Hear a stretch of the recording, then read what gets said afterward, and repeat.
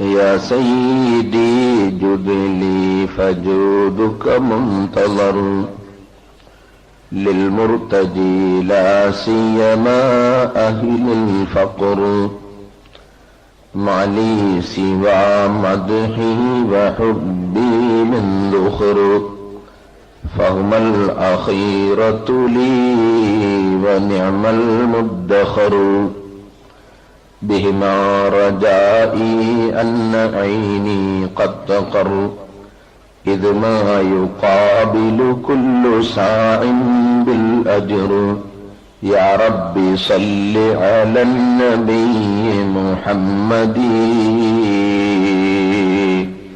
منجي الخلائق من جهنم في غدي.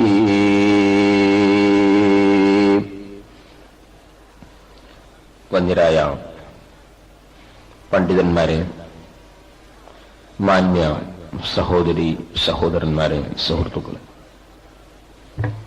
അള്ളാഹുവിന്റെ മഹത്തായ അനുഗ്രഹം കൊണ്ട് ബഹുമാനപ്പെട്ട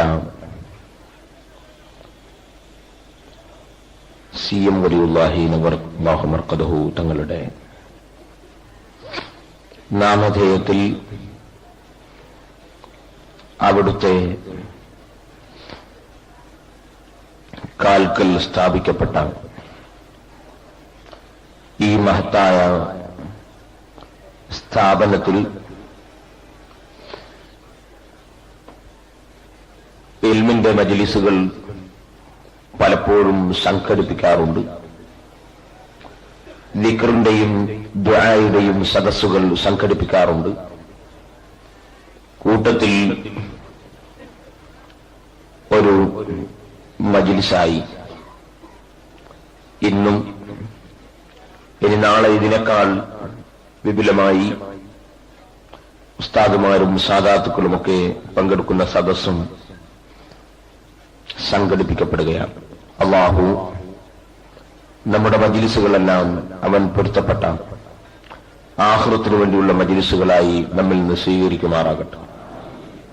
നമ്മുടെ സ്ഥാപനങ്ങളെല്ലാം അല്ലാഹുവിന്റെ ദീനിന് ഉപകരിക്കുന്നതായി ഉയരുകയും അത് ഖിയാമത്ത് നാൾ വരെ അല്ലാഹുവിന്റെ ദീനിന് ഉപകരിക്കുന്നതായി അല്ലാഹു നിലനിർത്തി തരികയും ചെയ്യുമാറാകട്ടെ.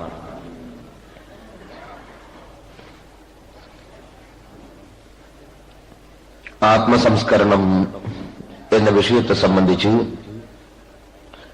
പ്രസംഗിക്കണമെന്നാണ് സംഘാടകർ അറിയിച്ചിട്ടുള്ളത്. ആത്മീയമായി സംസ്കരണമുള്ളവരായിരുന്നു ആ വിഷയം സംസാരിക്കാൻ അർഹതയുള്ളവർ. വിനീതനായ എന്നെ സംബന്ധിച്ചിടത്തോളം ആ വിഷയം സംസാരിക്കാനുള്ള യോഗ്യതയില്ല. ആത്മസംസ്കരണമുള്ള സജ്ജനങ്ങളുടെ ബർക്കത്ത് കൊണ്ട് അല്ലാഹു നമ്മെ എല്ലാവരെയും സംസ്കരണമുള്ളവരിൽ ഉൾപ്പെടുത്തി പെരുമാറാകട്ടെ.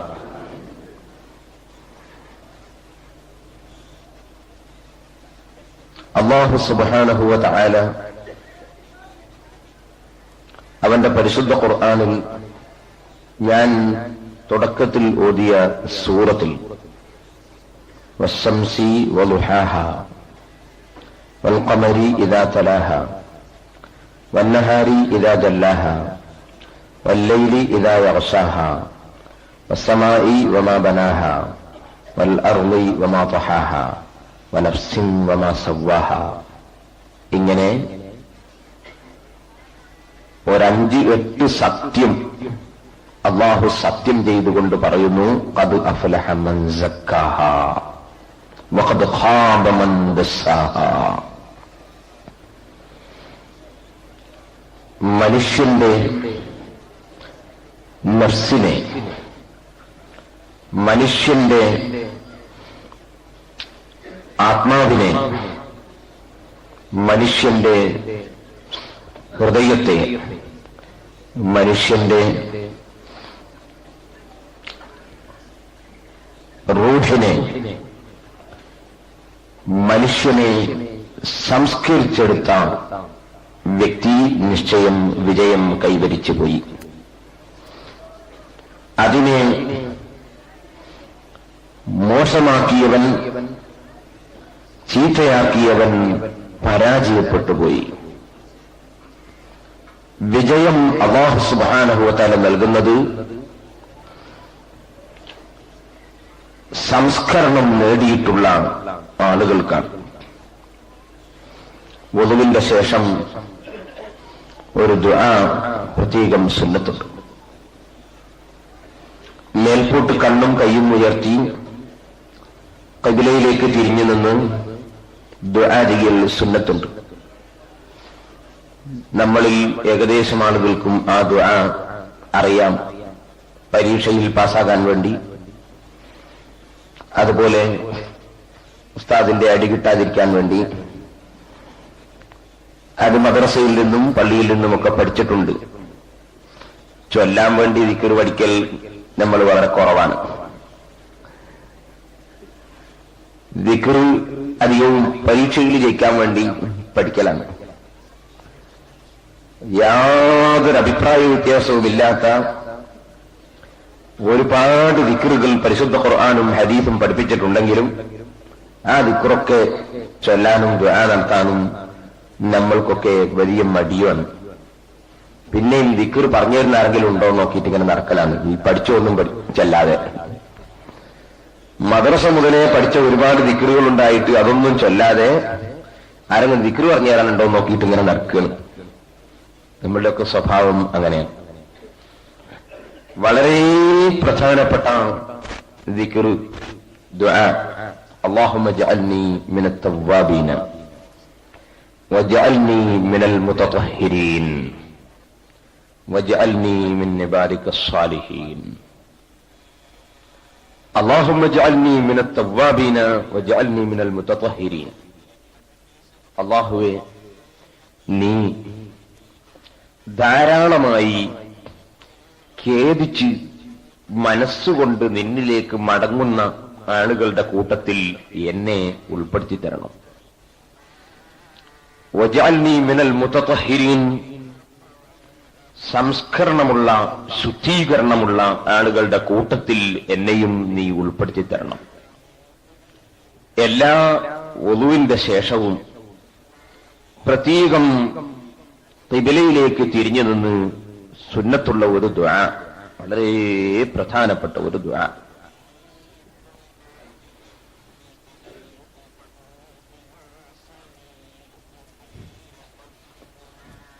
ഈ ദുആ നമ്മെ പഠിപ്പിക്കുന്ന പ്രധാനപ്പെട്ട ഒരു വിഷയം, ഒന്ന്, ആര് സംസ്കരണം ഉദ്ദേശിക്കുന്നുണ്ടെങ്കിലും, ആര് വിജയം ഉദ്ദേശിക്കുന്നുണ്ടെങ്കിലും അവന് സംസ്കരണം വേണമെന്ന് നേരത്തെ നാം പറഞ്ഞു. ഖദ് അഫ്ലഹ മൻ സക്കാഹ, ശുദ്ധീകരിച്ചവൻ വിജയിച്ചു. ശുദ്ധീകരണം വേണമെങ്കിൽ അതിന് മുമ്പ് തൗബ വേണം. വത്തൗബു മിഫ്താഹു ലികുല്ലി ത്വാഅതി وأساس كل الخير أجمع أشملا. فالتوب مفتاح لكل طاعة وأساس كل الخير أجمع أشملا. സൈനുദ്ദീൻ അൽ-മഅ്ബരി റഹ്മത്തുള്ളാഹി അലൈഹി ആത്മസംസ്കരണത്തിനു വേണ്ടി നിർദ്ദേശം നൽകാൻ രചിച്ച കിതാബുൽ അദ്കിയയിൽ അവിടുന്ന് ഓർമ്മപ്പെടുത്തി, എല്ലാ വഴിപാടുകളുടെയും താക്കോലാണ് തൗബ. വഅസാസു കുല്ലിൽ ഖൈരി അജ്മഅ അശ്മല, എല്ലാ ഖൈറും കിട്ടാനുള്ള അടിത്തറയും തൗബയാണ്. അല്ലാഹുവിലേക്ക് മനസ്സുകൊണ്ട് ഖേദിച്ച് മടങ്ങുക. അത് നാവുകൊണ്ട് ഞാൻ ഖേദിക്കുന്നു എന്ന് പറയൽ അല്ല, മനസ്സിന്റെ അടിത്തട്ടിൽ ചെയ്തുപോയ തെറ്റുകളിൽ അങ്ങേയറ്റത്തെ ഖേദം ഉണ്ടാവൽ തന്നെയാണ്. അത്തൗബത്തു അന്നദം. തൗബ എന്ന് പറഞ്ഞാൽ ഖേദമാണ്. അങ്ങേയറ്റത്തെ ഖേദം, മാനസികമായ വേദന, അല്ലാഹുവിന്റെ കൽപ്പനകൾ അനുസരിക്കാതെ ജീവിച്ചു പോയതിലും അബദ്ധങ്ങൾ സംഭവിച്ചു പോയതിലും തെറ്റുകൾ വന്നുപോയതിലും ഉണ്ടാകണം. അങ്ങനെ തൗബക്ക് സന്നദ്ധനാകുന്ന, തൗബ ചെയ്തിട്ടുള്ള ഒരു വ്യക്തിക്ക് മാത്രമേ സംസ്കരണം എന്നത് ഉണ്ടാവുകയുള്ളൂ എന്നതാണ് ശരി. ഈ കാരണം കൊണ്ട് പൂർവകാലത്ത് ആത്മസംസ്കരണം ഉദ്ദേശിച്ചുകൊണ്ട് ഏതെങ്കിലും പണ്ഡിതന്മാരെ സമീപിച്ചാൽ, ഏത് രോഗത്തിലും ഡോക്ടർമാർ ഉണ്ടല്ലോ, ആത്മസംസ്കരണത്തിന് അല്ലാഹു സുബ്ഹാനഹു വ തആല നിശ്ചയിച്ച ഡോക്ടർമാർ അമ്പിയാക്കളും അവരുടെ അനന്തരക്കാരായ പണ്ഡിതന്മാരുമാണ്. അമ്പിയാക്കളുടെ അനന്തരക്കാരായ പണ്ഡിതന്മാർ അവർ വിവരം ഉള്ളവരും ബോധം ഉള്ളവരും ആ ബോധത്തോടുകൂടി തന്നെ മനുഷ്യരെ സന്മാർഗത്തിലേക്ക് നയിക്കുന്നവരുമാണ്. ഇന്നാ അർസൽനാക ഷാഹിദൻ വമുബശ്ശിറൻ വനദീറ വദാഇയൻ ഇലല്ലാഹി ബിഇദ്നിഹി വസിറാജൻ മുനീറ.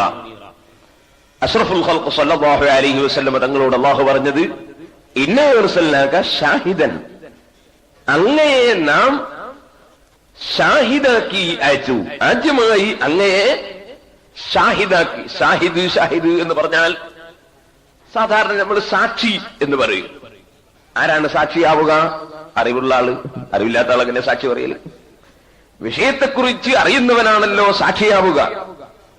ഇന്നാ അർസൽനാക ഷാഹിദൻ, അങ്ങയെ ഏറ്റവും അറിവുള്ള, എല്ലാ ബോധവും തെളിഞ്ഞ, അല്ലാഹുവിനെ സംബന്ധിച്ച് ശരിയായ ശുഹൂദ്, അല്ലാഹുവിനെ സംബന്ധിച്ച് ശരിയായ ഹുളൂർ ഹൃദയത്തിൽ ലഭിച്ച, അല്ലാഹുവിൽ തന്നെ ഹൃദയം ലയിച്ച ഷാഹിദായി ഏറ്റവും വലിയ മുശാഹദയുടെ ഏറ്റവും വലിയ സ്ഥാനം, അല്ലാഹുമായി ഹൃദയം നിരന്തരം ബന്ധപ്പെട്ടുകൊണ്ട് അല്ലാഹുവിൽ ലയിച്ചിട്ടുള്ള സ്ഥാനം അങ്ങേക്ക് തന്നിട്ടുണ്ട്.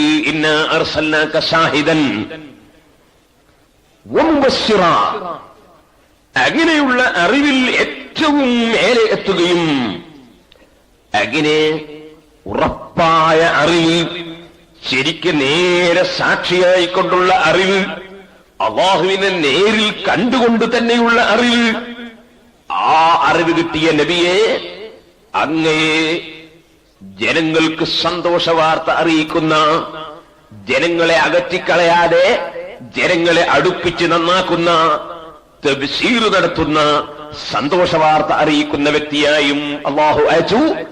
വനദീറൻ, തെറ്റി നടന്നാൽ താക്കീത് ചെയ്യുന്ന വ്യക്തിയായും അയച്ചു എന്ന് പറഞ്ഞിട്ട് അല്ലാഹു തന്നെ പറയുന്നു, വദാഇയൻ ഇലല്ലാഹി ബിഇദ്നിഹി വസിറാജൻ മുനീറ. അല്ലാഹുവിലേക്ക് ക്ഷണിക്കുന്ന ആളായി അയച്ചു. അല്ലാഹുവിലേക്ക് എത്തിച്ചേരുക എന്ന് പറയുന്ന ഒരു വലിയ സ്ഥാനം ഉണ്ട്. അല്ലാഹുവിലേക്ക് ഹൃദയം എത്തിച്ചേരുക, ആ സ്ഥാനത്തേക്ക്, അല്ലാഹുവിലേക്ക് ക്ഷണിക്കുന്ന ആളായി അങ്ങയെ അയച്ചു. അപ്പോ ആദ്യമായി ഏറ്റവും വലിയ മുറബ്ബിയും ഏറ്റവും വലിയ മുശാഹദയുടെ മഖാമിൽ ഉള്ള ആളും, അത് മുതഅല്ലിമീങ്ങൾക്ക് വേണ്ടി പറയുന്ന വാചകമാണ്, എല്ലാവർക്കും തിരിഞ്ഞോളന്നില്ല. എല്ലാ സ്ഥാനവും കൈവരിച്ചിട്ടുള്ള ആളും, എല്ലാ പദവിയിലും എത്തിയിട്ടുള്ള ആളും, എല്ലാവരെയും സംസ്കരിക്കാൻ കഴിവുള്ള ആളുമായി അല്ലാഹു സുബ്ഹാനഹു വ തആല നിയോഗിച്ചയച്ച മുഹമ്മദുർ റസൂലുള്ളാഹി സ്വല്ലല്ലാഹു അലൈഹി വസല്ലമ തങ്ങളെ ഏറ്റവും വലിയ ബോധവും അറിവും ജ്ഞാനവും ഉറപ്പും ഉള്ള ആളായി ജനങ്ങളേക്ക് താക്കീത് ചെയ്യുകയും സന്തോഷവാർത്ത അറിയിക്കുകയും അല്ലാഹുവിലേക്ക് ക്ഷണിക്കുകയും ചെയ്യുന്നവനായി അല്ലാഹു തആല അയച്ചു. ആ നബി സല്ലല്ലാഹു അലൈഹി വസല്ലമ തങ്ങളുടെ പ്രവർത്തനം കൊണ്ട് അല്ലാഹുവിന്റെ ഏകൽ മുഖേന ബിഇദ്നിഹി, അല്ലാഹുവിന്റെ ഏകൽ മുഖേന നബി സല്ലല്ലാഹു അലൈഹി വസല്ലമ തങ്ങളുടെ പ്രവർത്തനം കൊണ്ട് ധാരാളം ആളുകൾ ഹിദായത്തിലേക്ക് വരുന്നു. ആ ഹിദായത്തിലേക്ക് കൊണ്ടുവരുന്ന മുഹമ്മദ് നബി സല്ലല്ലാഹു അലൈഹി വസല്ലം സത്യത്തിന്റെ പ്രകാശം ജ്വലിക്കുന്ന, അത് വിതരണം ചെയ്യുന്ന വലിയ വിളക്കായി അല്ലാഹു സുബ്ഹാനഹു വ തആല അയച്ചിരിക്കുന്നു. ഈ നബി സല്ലല്ലാഹു അലൈഹി വസല്ലമ തങ്ങൾ നിങ്ങൾ ഓർക്കണം, അഷ്റഫുൽ ഖൽഖ് സല്ലല്ലാഹു അലൈഹി വസല്ലമ തങ്ങൾ ഈ ഭൂമിലോകത്ത് മനുഷ്യനെ സംസ്കരിക്കാൻ വേണ്ടി വന്ന ഏറ്റവും വലിയ നേതാവാണ്. ആ നേതാവായ മുഹമ്മദുർ റസൂലുള്ളാഹി സ്വല്ലല്ലാഹു അലൈഹി വസല്ലം തങ്ങൾക്ക് അതിന് ആവശ്യമായ എല്ലാ കഴിവുകളും എല്ലാ പവറുകളും അല്ലാഹു സുബ്ഹാനഹു വ തആല കൊടുത്തിരുന്നു. ഉദാഹരണത്തിന് ആത്മസംസ്കരണം തന്നെ പ്രസംഗിക്കാൻ വായാടിത്തമുള്ളവർ കഴിയും, ആത്മീയമായി സംസ്കരിക്കാൻ കഴിയില്ല. ആത്മീയമായി സംസ്കരിക്കണമെങ്കിൽ മനുഷ്യനെ സംബന്ധിച്ചിടത്തോളം മനുഷ്യനിലെ രാജാവ് മനുഷ്യന്റെ ഹൃദയമാണ്. കയ്യും കാലും കണ്ണും മൂക്കും നാക്കും ഒക്കെ ഹൃദയത്തിന്റെ പട്ടാളക്കാരാണ്. ജുനൂദുൽ ഖൽബ്, ഹൃദയത്തിന്റെ പട്ടാളക്കാരാണ്. ഹൃദയം, മനസ്സ് ഒരു സ്ഥലത്തേക്ക് നോക്കണം എന്ന് കൽപ്പിച്ചാൽ കണ്ണ് അങ്ങോട്ട് നോക്കും. മനസ്സ് ഒന്ന് കേൾക്കണം എന്ന് കൽപ്പിച്ചാൽ കാത് കേൾക്കും. മനസ്സ് ഒരു സാധനം പിടിക്കണമെന്ന് കൽപ്പിച്ചാൽ കൈ അങ്ങോട്ട് നീളും. മനസ്സ് ഒരു സ്ഥലത്തേക്ക് നടക്കണമെന്ന് കൽപ്പിച്ചാൽ കാല് അങ്ങോട്ട് ചലിക്കും. അങ്ങനെ മനസ്സാകുന്ന രാജാവിന്റെ കൽപ്പന പ്രകാരം പ്രവർത്തിക്കുന്ന പട്ടാളക്കാരാണ് മനുഷ്യ ശരീരത്തിലെ സർവ്വ അവയവങ്ങളും. ഈ രാജാവിനെ സംസ്കരിക്കാൻ കഴിയണം. അലാ ഇന്ന ഫിൽ ജസദി ലമുദ്ഗ ഇദാ സലഹത് സലഹൽ ജസദു കുല്ലുഹു വഇദാ ഫസദത് ഫസദൽ ജസദു കുല്ലുഹു അലാ വഹിയൽ ഖൽബ്. ഹൃദയം ശുദ്ധിയായാൽ എല്ലാം ശുദ്ധിയായി, അത് ചീത്തയായാൽ മുഴുവനും ചീത്തയായി. അപ്പോൾ ഹൃദയത്തിന്റെ ശുദ്ധീകരണത്തിന് പ്രവർത്തിക്കുന്ന ഡോക്ടർമാർ ആ ഹൃദയം ശുദ്ധീകരിക്കണമെങ്കിൽ ഹൃദയത്തിലെ മാലിന്യങ്ങൾ കണ്ടു മനസ്സിലാക്കാൻ കഴിയുന്നവരാകണം. അങ്ങനെ കണ്ടു മനസ്സിലാക്കാൻ കഴിയുന്ന രംഗത്ത് ഏറ്റവും ഉന്നതമായ സ്ഥാനത്തുള്ള ആളാണ് അഷ്റഫുൽ ഖൽഖ് മുഹമ്മദുർ റസൂലുള്ളാഹി. ഇന്നി ലാ യഖ്ഫാ അലയ്യ സ്വലാത്തുക്കും വലാ ഖുശൂഉക്കും ഇന്നി അറാക്കും മിൻ വറാഇ. ഓ ജനങ്ങളെ, ഞാൻ നിസ്കരിക്കുന്ന സമയത്ത് നിങ്ങൾ പിന്നിൽ നിന്ന് നിസ്കരിക്കുന്നു. ഞാൻ മുന്നോട്ട് നോക്കി സുജൂദിന്റെ സ്ഥാനത്ത് നോക്കി നിസ്കരിക്കുമ്പോൾ പിന്നിൽ വെച്ച് നിസ്കരിക്കുന്ന നിങ്ങളുടെ പ്രവർത്തനങ്ങൾ ഞാൻ അറിയുന്നുണ്ട്, ഞാൻ കാണുന്നുണ്ട്. എനിക്ക് മുന്നോട്ട് നോക്കുന്ന സമയത്ത് തന്നെ പിന്നിലും കാഴ്ചയുണ്ട്. എനിക്ക് ഒരു ഭാഗത്തേക്ക് നോക്കിയതുകൊണ്ട് മറ്റൊരു ഭാഗം കാണാത്ത കാഴ്ചയല്ല എന്റേത്. എനിക്ക് എവിടെയും കാണാൻ കഴിയുന്ന നിലക്കുള്ള കാഴ്ച അല്ലാഹു തആല തന്നിട്ടുണ്ട് എന്ന് മാത്രം അല്ല, വലാ ഖുശൂഉക്കും, നിങ്ങളുടെ മനസ്സിന്റെ ഉള്ളിലുള്ള ഭയഭക്തി പോലും എനിക്ക് അവ്യക്തമല്ല. നിങ്ങളുടെ മനസ്സിന്റെ ഉള്ളിൽ എത്ര ഭക്തിയുണ്ട്, ഏത് നിയ്യത്തുണ്ട്, ഏത് ചിന്തയുണ്ട്, ഏത് വിചാരമുണ്ട്, ഏത് വികാരമുണ്ട് എന്നത് പോലും എനിക്ക് നന്നായി അറിയാം കേട്ടോ. അഷ്റഫുൽ ഖൽഖ് മുഹമ്മദുർ റസൂലുള്ളാഹി സ്വല്ലല്ലാഹു അലൈഹി വസല്ലം തങ്ങൾ പറയുന്നു, ഇമാം ബുഖാരി അത് റിപ്പോർട്ട് ചെയ്യുന്നു. അപ്പൊ നബി സ്വല്ലല്ലാഹു അലൈഹി വസല്ലം തങ്ങളാണ് മനുഷ്യന്റെ ഹൃദയം ശുദ്ധീകരിക്കുന്ന ഏറ്റവും വലിയ ഡോക്ടർ. ആ ഡോക്ടറായ നബി സ്വല്ലല്ലാഹു അലൈഹി വസല്ലം തങ്ങൾക്ക് അല്ല, ലോകത്തുള്ള എല്ലാ ഹൃദയ ശുദ്ധീകരണ രംഗത്തും പ്രവർത്തിക്കുന്ന ഡോക്ടർമാർക്ക് മുഴുവനും ഗുരുനാഥൻ അഷ്റഫുൽ ഖൽഖ് മുഹമ്മദുർ റസൂലുള്ളാഹി സ്വല്ലല്ലാഹു അലൈഹി വസല്ലം തങ്ങളാണ്. നബി സ്വല്ലല്ലാഹു അലൈഹി വസല്ലം തങ്ങൾക്ക് ഹൃദയത്തിലുള്ളത് നന്നായി കാണാൻ കഴിയുകയും മനസ്സിലാക്കാൻ കഴിയുകയും ചെയ്യുന്നുണ്ട്. അങ്ങനെയല്ലാതെ ഹൃദയം ശുദ്ധീകരിക്കാൻ കഴിയില്ല. ഇതുകൊണ്ടാണ് സഹോദരന്മാര് ആ നബി സല്ലല്ലാഹു അലൈഹി വസല്ലമ തങ്ങളുടെ അനുയായികളിൽ പിന്നീട് നബിമാർ വന്നുകൊണ്ട് മനസ്സിനെ ശുദ്ധീകരിക്കൽ ഇല്ല. മറിച്ച് ആ നബി സല്ലല്ലാഹു അലൈഹി വസല്ലമ തങ്ങളുടെ അനന്തരക്കാരായി, അവരുടെ നബിമാരുടെ അവകാശികളായി, അവരുടെ സ്ഥാനത്ത് ശേഷം പ്രവർത്തിക്കുന്നത് പണ്ഡിതന്മാരാണ്. ആ പണ്ഡിതന്മാരും മനുഷ്യന്റെ മനസ്സിനെ സംസ്കരിക്കുന്ന ഡോക്ടർമാരാണ്. ആ നിലക്ക് വന്ന ഡോക്ടർമാർ അല്ലാഹുവിന്റെ റസൂലിന്റെ പ്രാതിനിധ്യം സ്വീകരിച്ചുകൊണ്ട് മനുഷ്യരെ സംസ്കരിച്ചെടുത്തിട്ടുണ്ട്, സംസ്കരിച്ചെടുക്കുന്നുണ്ട്. ഭൂമി താലത്തില് ഞാൻ ദീനെ നടത്തുവാൻ വേദാംബർതമ്മൂടെ ആള് ഞാനെന്നോവർ വേദം വിളമ്പിപ്പറവാൻ മടിച്ചാരെ വേദാംബർ വായിൽ തുപ്പിക്കൊടുത്തോവർ. ബഹുമാനപ്പെട്ട ഗൗസുൽ ആദം മുഹീദ്ദീൻ അബ്ദുൽ ഖാദിർ ജീലാനി ഖദ്ദസല്ലാഹു സിർറഹുൽ അസീസ് തങ്ങൾ അല്ലാഹുവിന്റെ റസൂലിന്റെ പ്രാതിനിധ്യം സ്വീകരിച്ചുകൊണ്ട് പ്രവർത്തിച്ച ഒരു ഡോക്ടറായിരുന്നു. ഹൃദയശുദ്ധീകരണത്തിന് വേണ്ടി പ്രവർത്തിച്ച ഒരു ഡോക്ടറായിരുന്നു. അവിടുത്തെ ജോലി എന്താണ്? അവിടുത്തെ ജോലി, അവിടുത്തെ വളീഫ, അവിടുത്തെ ജോലി ഭൂമി തലത്തിലെ ഞാൻ ദീനെ നടത്തുവാൻ വേദാംബർ തമ്മൂടെ ആള് ഞാനെന്നോവർ. വേദാംബർ, വേദം നൽകപ്പെട്ടവർ, അഥവാ പരിശുദ്ധ ഖുർആൻ അവതരിപ്പിക്കപ്പെട്ട മുഹമ്മദുർ റസൂലുള്ളാഹി, അതാണ് വേദാംബർ എന്ന് പറഞ്ഞത്. ആ വേദം നൽകപ്പെട്ട, ഖുർആൻ നൽകപ്പെട്ട മുഹമ്മദ് നബി സല്ലല്ലാഹു അലൈഹി വസല്ലമ തങ്ങളുടെ പ്രതിനിധിയായി പരിശുദ്ധ ഇസ്ലാമിനെ നടപ്പാക്കുക എന്നതാണ് എന്റെ ജോലി.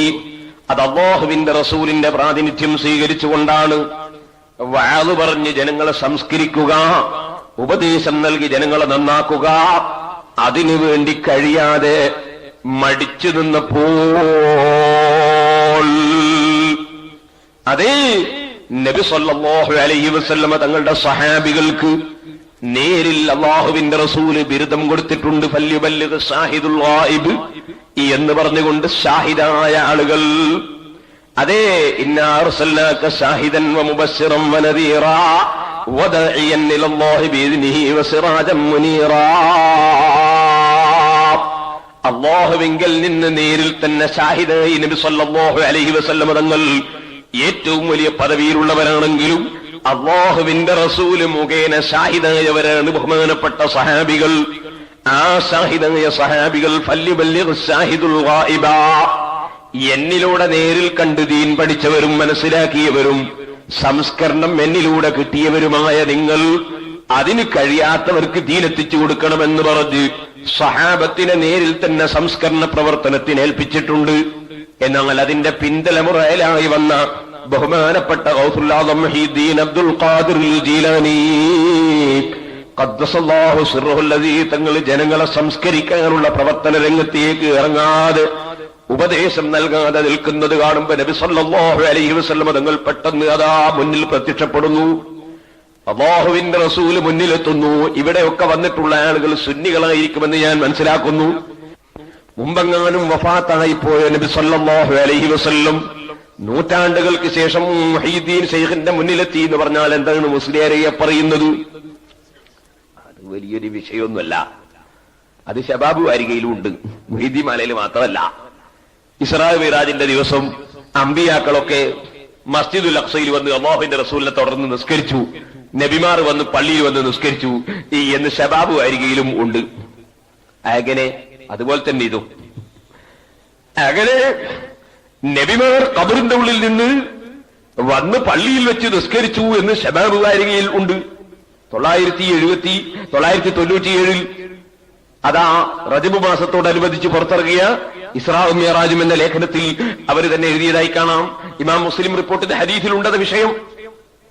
അപ്പൊ നബിമാർ ചിലപ്പോ പുറത്തു വരാറൊക്കെയുണ്ട്, അവര് പല പ്രവർത്തനങ്ങളിലും ഏർപ്പെടാറുണ്ട്.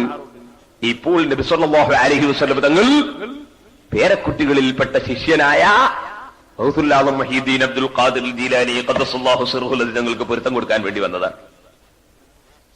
വന്നു. എന്റെ മോനെ പ്രസംഗിക്കാത്തത്? എനിക്ക് സാഹിത്യകാരന്മാരായ ആളുകളോട് സംസാരിക്കാൻ ലജ്ജ തോന്നുന്നു, മടി തോന്നുന്നു, ഞാൻ സാഹിത്യകാരനല്ല. അപ്പോഴാണ് അടുത്തോട്ട് വരൂ മോനെ എന്ന് പറഞ്ഞ് വായിൽ 7 പ്രാവശ്യം തുപ്പിക്കൊടുക്കുന്നു. 7 പ്രാവശ്യം തുപ്പിക്കൊടുത്തതിന് ശേഷം അവിടുന്ന് വഅദ് പറയാൻ വേണ്ടി പറയുന്നു. വഅദ് പറയാൻ വേണ്ടി പോയി നിൽക്കുമ്പോൾ വീണ്ടും വിറക്കുന്നു. അപ്പോൾ കാണുന്നു അലി ഇബ്നു അബീ ത്വാലിബ് റളിയല്ലാഹു അൻഹുവിനെ. എന്താ തുടങ്ങാത്തത്? വിറക്കുന്നു. വായ തുറക്കാൻ പറയുന്നു. 7 പ്രാവശ്യം വായിൽ തുപ്പിക്കൊടുക്കുന്നു. എന്റെ ഉപ്പാപ്പ 7 പൂർത്തീകരിക്കാത്തത്? അദബം മഅ റസൂലില്ലാഹി, അല്ലാഹുവിന്റെ റസൂല് കൊടുത്തതുപോലെ കൊടുക്കാൻ ഞാനായിട്ടില്ല. അത് അല്ലാഹുവിന്റെ റസൂലിനോടുള്ള അദബിന് വേണ്ടി 1 എണ്ണം കുറച്ചതാണ് എന്ന് പറയുന്നു. വഅദ് തുടങ്ങാൻ പറയുന്നു. അവിടുന്ന് വഅദ് തുടങ്ങുന്നു. അതാണ് ബഹുമാനപ്പെട്ട ഖാദി മുഹമ്മദ് റഹ്മത്തുള്ളാഹി അലൈഹി തങ്ങൾ, നിങ്ങൾക്കറിയില്ലേ, ഫത്ഹുൽ മുഈൻ എഴുതിയ സൈനുദ്ദീൻ മഖ്ദൂം റളിയല്ലാഹു അൻഹുവിന്റെ ആ കാലഘട്ടത്തിൽ സൈനുദ്ദീൻ മഖ്ദൂം റളിയല്ലാഹു അൻഹു ഫത്ഹുൽ മുഈൻ എഴുതുമ്പോൾ കോഴിക്കോട്ട് ഖാദി മുഹമ്മദ് റഹിമഹുല്ലാഹ് മുഹീദ്ദീൻ മാല എഴുതി കഴിഞ്ഞിട്ടുണ്ട്. ആ മുഹീദ്ദീൻ മാല ഫത്ഹുൽ മുഈനിന്റെ മുസന്നിഫ് സൈനുദ്ദീൻ മഖ്ദൂം റളിയല്ലാഹു അൻഹു നോക്കുമ്പോൾ അതിൽ യാതൊരു തെറ്റും കാണുന്നില്ല. അതുപോലത്തെ വലിയ വലിയ അലിമീങ്ങളും ഔലിയാക്കളും പരിശോധിച്ചിട്ട് തെറ്റ് കാണുന്നില്ല. ഇപ്പൊ ചില ആളുകൾ പരിശോധിച്ച് നോക്കുമ്പോൾ അതിൽ തെറ്റുണ്ട് എന്നാണ് പറയുന്നത്. അത് തെറ്റ് സഹോദരന്മാരെ, മാലയിൽ തെറ്റിയതല്ല, ഇവന് തെറ്റിയതാണ്. മാലയിൽ തെറ്റുണ്ടെങ്കിൽ അതുകൊണ്ട് തന്നെ മനസ്സ് സംസ്കരിക്കുന്ന വ്യക്തിക്ക് മനസ്സ് കാണേണ്ടതുണ്ട്. അതിനാൽ കുപ്പിയകത്തുള്ള വസ്തുവിനെ പോലെ കാണും ഞാൻ നിങ്ങളെ ഖൽബകമെന്നോവർ. നിങ്ങളുടെ മനസ്സിലുള്ള വിചാരവികാരങ്ങൾ എനിക്ക് അല്ലാഹു കാണിച്ചു തരുന്നുണ്ട്. കാരണം അത് കണ്ടെങ്കിലല്ലേ മാലിന്യം നീക്കാൻ കഴിയൂ. എവിടെയാണ് നജസുള്ളത് എന്ന് കണ്ടാലല്ലേ നജസ് വൃത്തിയാക്കാൻ കഴിയൂ. എവിടെയാണ് കച്ചറയുള്ളതെന്ന് കണ്ടാലല്ലേ അത് നീക്കാൻ കഴിയൂ. അതുകൊണ്ട് നിങ്ങളുടെ മനസ്സ് കാണാനുള്ള കഴിവ് അല്ലാഹു എനിക്ക് തന്നിട്ടുണ്ട് എന്ന് ബഹുമാനപ്പെട്ട ഗൗസുൽ ആദം മുഹീദ്ദീൻ അബ്ദുൽ ഖാദിർ ജീലാനി ഖദ്ദസല്ലാഹു സിർറഹുൽ അദീം തങ്ങൾ പറഞ്ഞു. അങ്ങനെയുള്ള കഴിവ് അമ്പിയാക്കൾക്കല്ലാതെ ഔലിയാക്കൾക്കുണ്ടാകാമോ? ഉണ്ടാകാമെന്നതിൽ തർക്കത്തിന് അവകാശം ഇല്ല. സഹീഹുൽ ബുഖാരിയിൽ ഇമാം ബുഖാരി റിപ്പോർട്ട് ചെയ്യുന്ന ഹദീസിൽ നിങ്ങൾക്ക് കാണാം, അല്ലാഹുവിന്റെ മഹ്ബൂബീങ്ങളെ സംബന്ധിച്ച് പറഞ്ഞുകൊണ്ട് ഇദാ ഫൈദാ അഹ്ബബ്തുഹു കുന്തു സമഅഹു അല്ലദീ യസ്മഉ ബിഹി വബസറഹു അല്ലദീ യുബ്സിറു ബിഹി. ഞാനൊരാളെ സ്നേഹിച്ചു കഴിഞ്ഞാൽ ആ സ്നേഹിക്കപ്പെടുന്ന വ്യക്തിയുടെ കാതും കണ്ണും ഞാനാകുമെന്ന് അള്ള പറഞ്ഞതായി. ആ അർത്ഥം വരുന്ന, നേരെ അർത്ഥം വെച്ചാൽ ആ അർത്ഥം വരുന്ന വാചകം അള്ളാഹു പറഞ്ഞതായി ഇമാം ബുഖാരി റിപ്പോർട്ട് ചെയ്ത ഹദീസിൽ കാണാം. എന്താണ് അള്ളാഹു കണ്ണാകും കാതാകും എന്നത് പറഞ്ഞതിന്റെ വ്യാഖ്യാനം, എന്താണ് അതിന്റെ ഉദ്ദേശം? ബഹുമാനപ്പെട്ട ഇമാം ഫഖ്റുദ്ദീൻ റാസി റളിയല്ലാഹു അൻഹു അവിടുത്തെ തഫ്സീറുൽ കബീറിൽ പറഞ്ഞു. ഇമാം ഇബ്നു ഹജർ അൽ അസ്ഖലാനി റഹിമഹുല്ലാഹ് ഫത്ഹുൽ ബാരിയിൽ എടുത്തുദ്ധരിച്ചു. പല പണ്ഡിതന്മാരും പറഞ്ഞു യസ്മഉൽ ഖരീബ വൽ ബഈദ്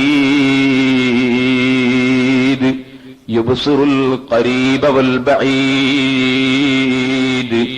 ദൂരെയുള്ളതും അകലെയുള്ളതും, അതേ മറയുടെ അപ്പുറത്തുള്ളതും ഇപ്പുറത്തുള്ളതും കാണാനുള്ള കഴിവ് അല്ലാഹു തആല നൽകുമെന്നാണ് അല്ലാഹു ഈ പറഞ്ഞ വാചകത്തിൽ പറഞ്ഞിട്ടുള്ളതെന്ന് ഇമാം ബുഖാരി റിപ്പോർട്ട് ചെയ്ത ഖുദ്സിയായ ഹദീസ് ഉദ്ധരിച്ചുകൊണ്ട് പണ്ഡിതന്മാർ വിശദീകരിച്ചു. സഹോദരന്മാരെ, ചുരുക്കി പറയട്ടെ, അങ്ങനെ കുപ്പിയകത്തുള്ള വസ്തുവിനെ പോലെ കാണും ഞാൻ നിങ്ങളെ ഖൽബകമെന്നോവർ. ഈ സ്ഥാനം കിട്ടിയിട്ടുള്ള ആളുകൾ അവർ വലിയ ഡോക്ടർമാരാണ്, വലിയ പണ്ഡിതന്മാരാണ്. അവരൊക്കെ പഠിപ്പിച്ചു എന്ത്? ഏത് മനുഷ്യരും സംസ്കരണം നേടണമെങ്കിൽ ഒരു ശൈഖ് വേണം. ഏത് മനുഷ്യരും സംസ്കരണം നേടണമെങ്കിൽ ഒരു ശൈഖ് വേണം. മല്ലം യകുല്ലഹു ശൈഖുൻ ഫഇബ്ലീസു ശൈഖുഹു. ഒരു ശൈഖ് ഇല്ലെങ്കിൽ അവന്റെ ശൈഖ് ഇബ്ലീസ് ആകുന്നു എന്ന് പറഞ്ഞു. ഇത് പല ആളുകളും പറയും, ശൈഖ് ഇല്ലെങ്കിൽ ശൈഖ് ഇബ്ലീസ് ആകുന്നു. പക്ഷേ ഈ പറഞ്ഞ വാചകം കൊണ്ട് ബഹുമാനപ്പെട്ട മശായിഖന്മാർ, ബഹുമാനപ്പെട്ട പണ്ഡിതന്മാർ ഉദ്ദേശിച്ചത് എന്താണ് എന്ന് പലർക്കും മനസ്സിലായില്ല. അത് മനസ്സിലാകാത്ത ആളുകൾക്ക് മനസ്സിലാക്കി കൊടുക്കാൻ വേണ്ടി മുഹീദ്ദീൻ ശൈഖ് റളിയല്ലാഹു അൻഹു തന്നെ അവിടുത്തെ അൽ ഫത്ഹുർ റബ്ബാനി എന്ന ഗ്രന്ഥത്തിൽ ഈ വാചകം എടുത്ത് വിശദീകരിക്കുന്നു. വഅൻ ബഅദിഹിം, പല മഹാന്മാരും പറഞ്ഞിട്ടുണ്ട്, മല്ലം യകുൽ ലഹു ശൈഖുൻ ഫഇബ്ലീസ് ശൈഖുഹു, ശൈഖ് ഇല്ലാത്തവന്റെ ശൈഖ് ഇബ്ലീസ് ആകുന്നു എന്ന് പറഞ്ഞിട്ടുണ്ട് എന്ന് പറഞ്ഞിട്ട് ബഹുമാനപ്പെട്ടവർ പറയുന്നു. എന്ന് പറഞ്ഞാൽ ശൈഖ് വേണം എന്ന് പറഞ്ഞാൽ എന്താണ് അതിന്റെ അർത്ഥം? ബഹുമാനപ്പെട്ടവർ പറയുന്നു, അതുകൊണ്ടുള്ള ഉദ്ദേശം ഏതോ ആളുകളെ പോയി ഞങ്ങൾ ശൈഖന്മാരാണ് എന്ന് പറയുമ്പോ അവരെ പോയി സ്വീകരിച്ച് അവരോട് 2 ദിക്ർ ചെല്ലാൻ വേണ്ടി സമ്മതം വാങ്ങി, എന്നിട്ട് ഉള്ള നിക്കാരം ഇല്ലാതാക്കി ഞാനിപ്പോ ശൈഖിനെ തുറന്നുകൊണ്ട് സ്വർഗത്തിലായി പോയി എന്നും വിചാരിച്ച് ഇങ്ങനെ നടക്കണം എന്നാണോ അതിന്റെ അർത്ഥം? അല്ല. മറിച്ച് മുഹീദ്ദീൻ ശൈഖ് റളിയല്ലാഹു അൻഹു തന്നെ ഈ വാചകം വിശദീകരിച്ചുകൊണ്ട് പറയുന്നു, ഫത്തബിഉ ശുയൂഖൽ ഉലമാ അൽ ആരിഫീന ബിൽ കിതാബി വസ്സുന്നതി അൽ ആമിലീന ബിഹിമാ. നിങ്ങൾക്ക് ആത്മീയമായ സംസ്കരണം നേടാൻ നിങ്ങൾ പണ്ഡിതന്മാരായ ശൈഖന്മാരെ പിന്തുടരുക. അപ്പൊ ശൈഖ് എന്ന് പറഞ്ഞാൽ ഗുരുനാഥൻ. ഏത് ഗുരുനാഥൻ? ആരെയാണ് ഗുരുനാഥനായി പിന്തുടരേണ്ടത്? അൽ ഉലമാ ബിൽ കിതാബി വസ്സുന്നഹ്, ഖുർആനും ഹദീസും വ്യക്തമായി അറിയുന്ന ശൈഖന്മാര്, പണ്ഡിതന്മാരെ നിങ്ങൾ പിന്തുടരുക. അൽ ആമിലീന ബിഹിമാ, ഖുർആനിലും ഹദീസിലും പറഞ്ഞതനുസരിച്ച് ജീവിതം നയിക്കുന്ന, പൂർണ്ണമായി പടച്ച റബ്ബിന് വഴിപ്പെട്ട് ജീവിക്കുന്ന പണ്ഡിതന്മാരായ ശൈഖന്മാരെ നിങ്ങൾ പിന്തുടരുക. ഇതാണ് ശൈഖിനെ പിന്തുടരണം എന്ന് പറഞ്ഞതിനർത്ഥം. ഒന്നുകൂടി പറയുന്നു ബഹുമാനപ്പെട്ടവർ, അൽ മുഅ്മിനു മൻ ഹാദറ ലിനഫ്സിഹി യസ്ഹബു ശൈഖൻ യുഅല്ലിമുഹു വയുഅദ്ദിബുഹു.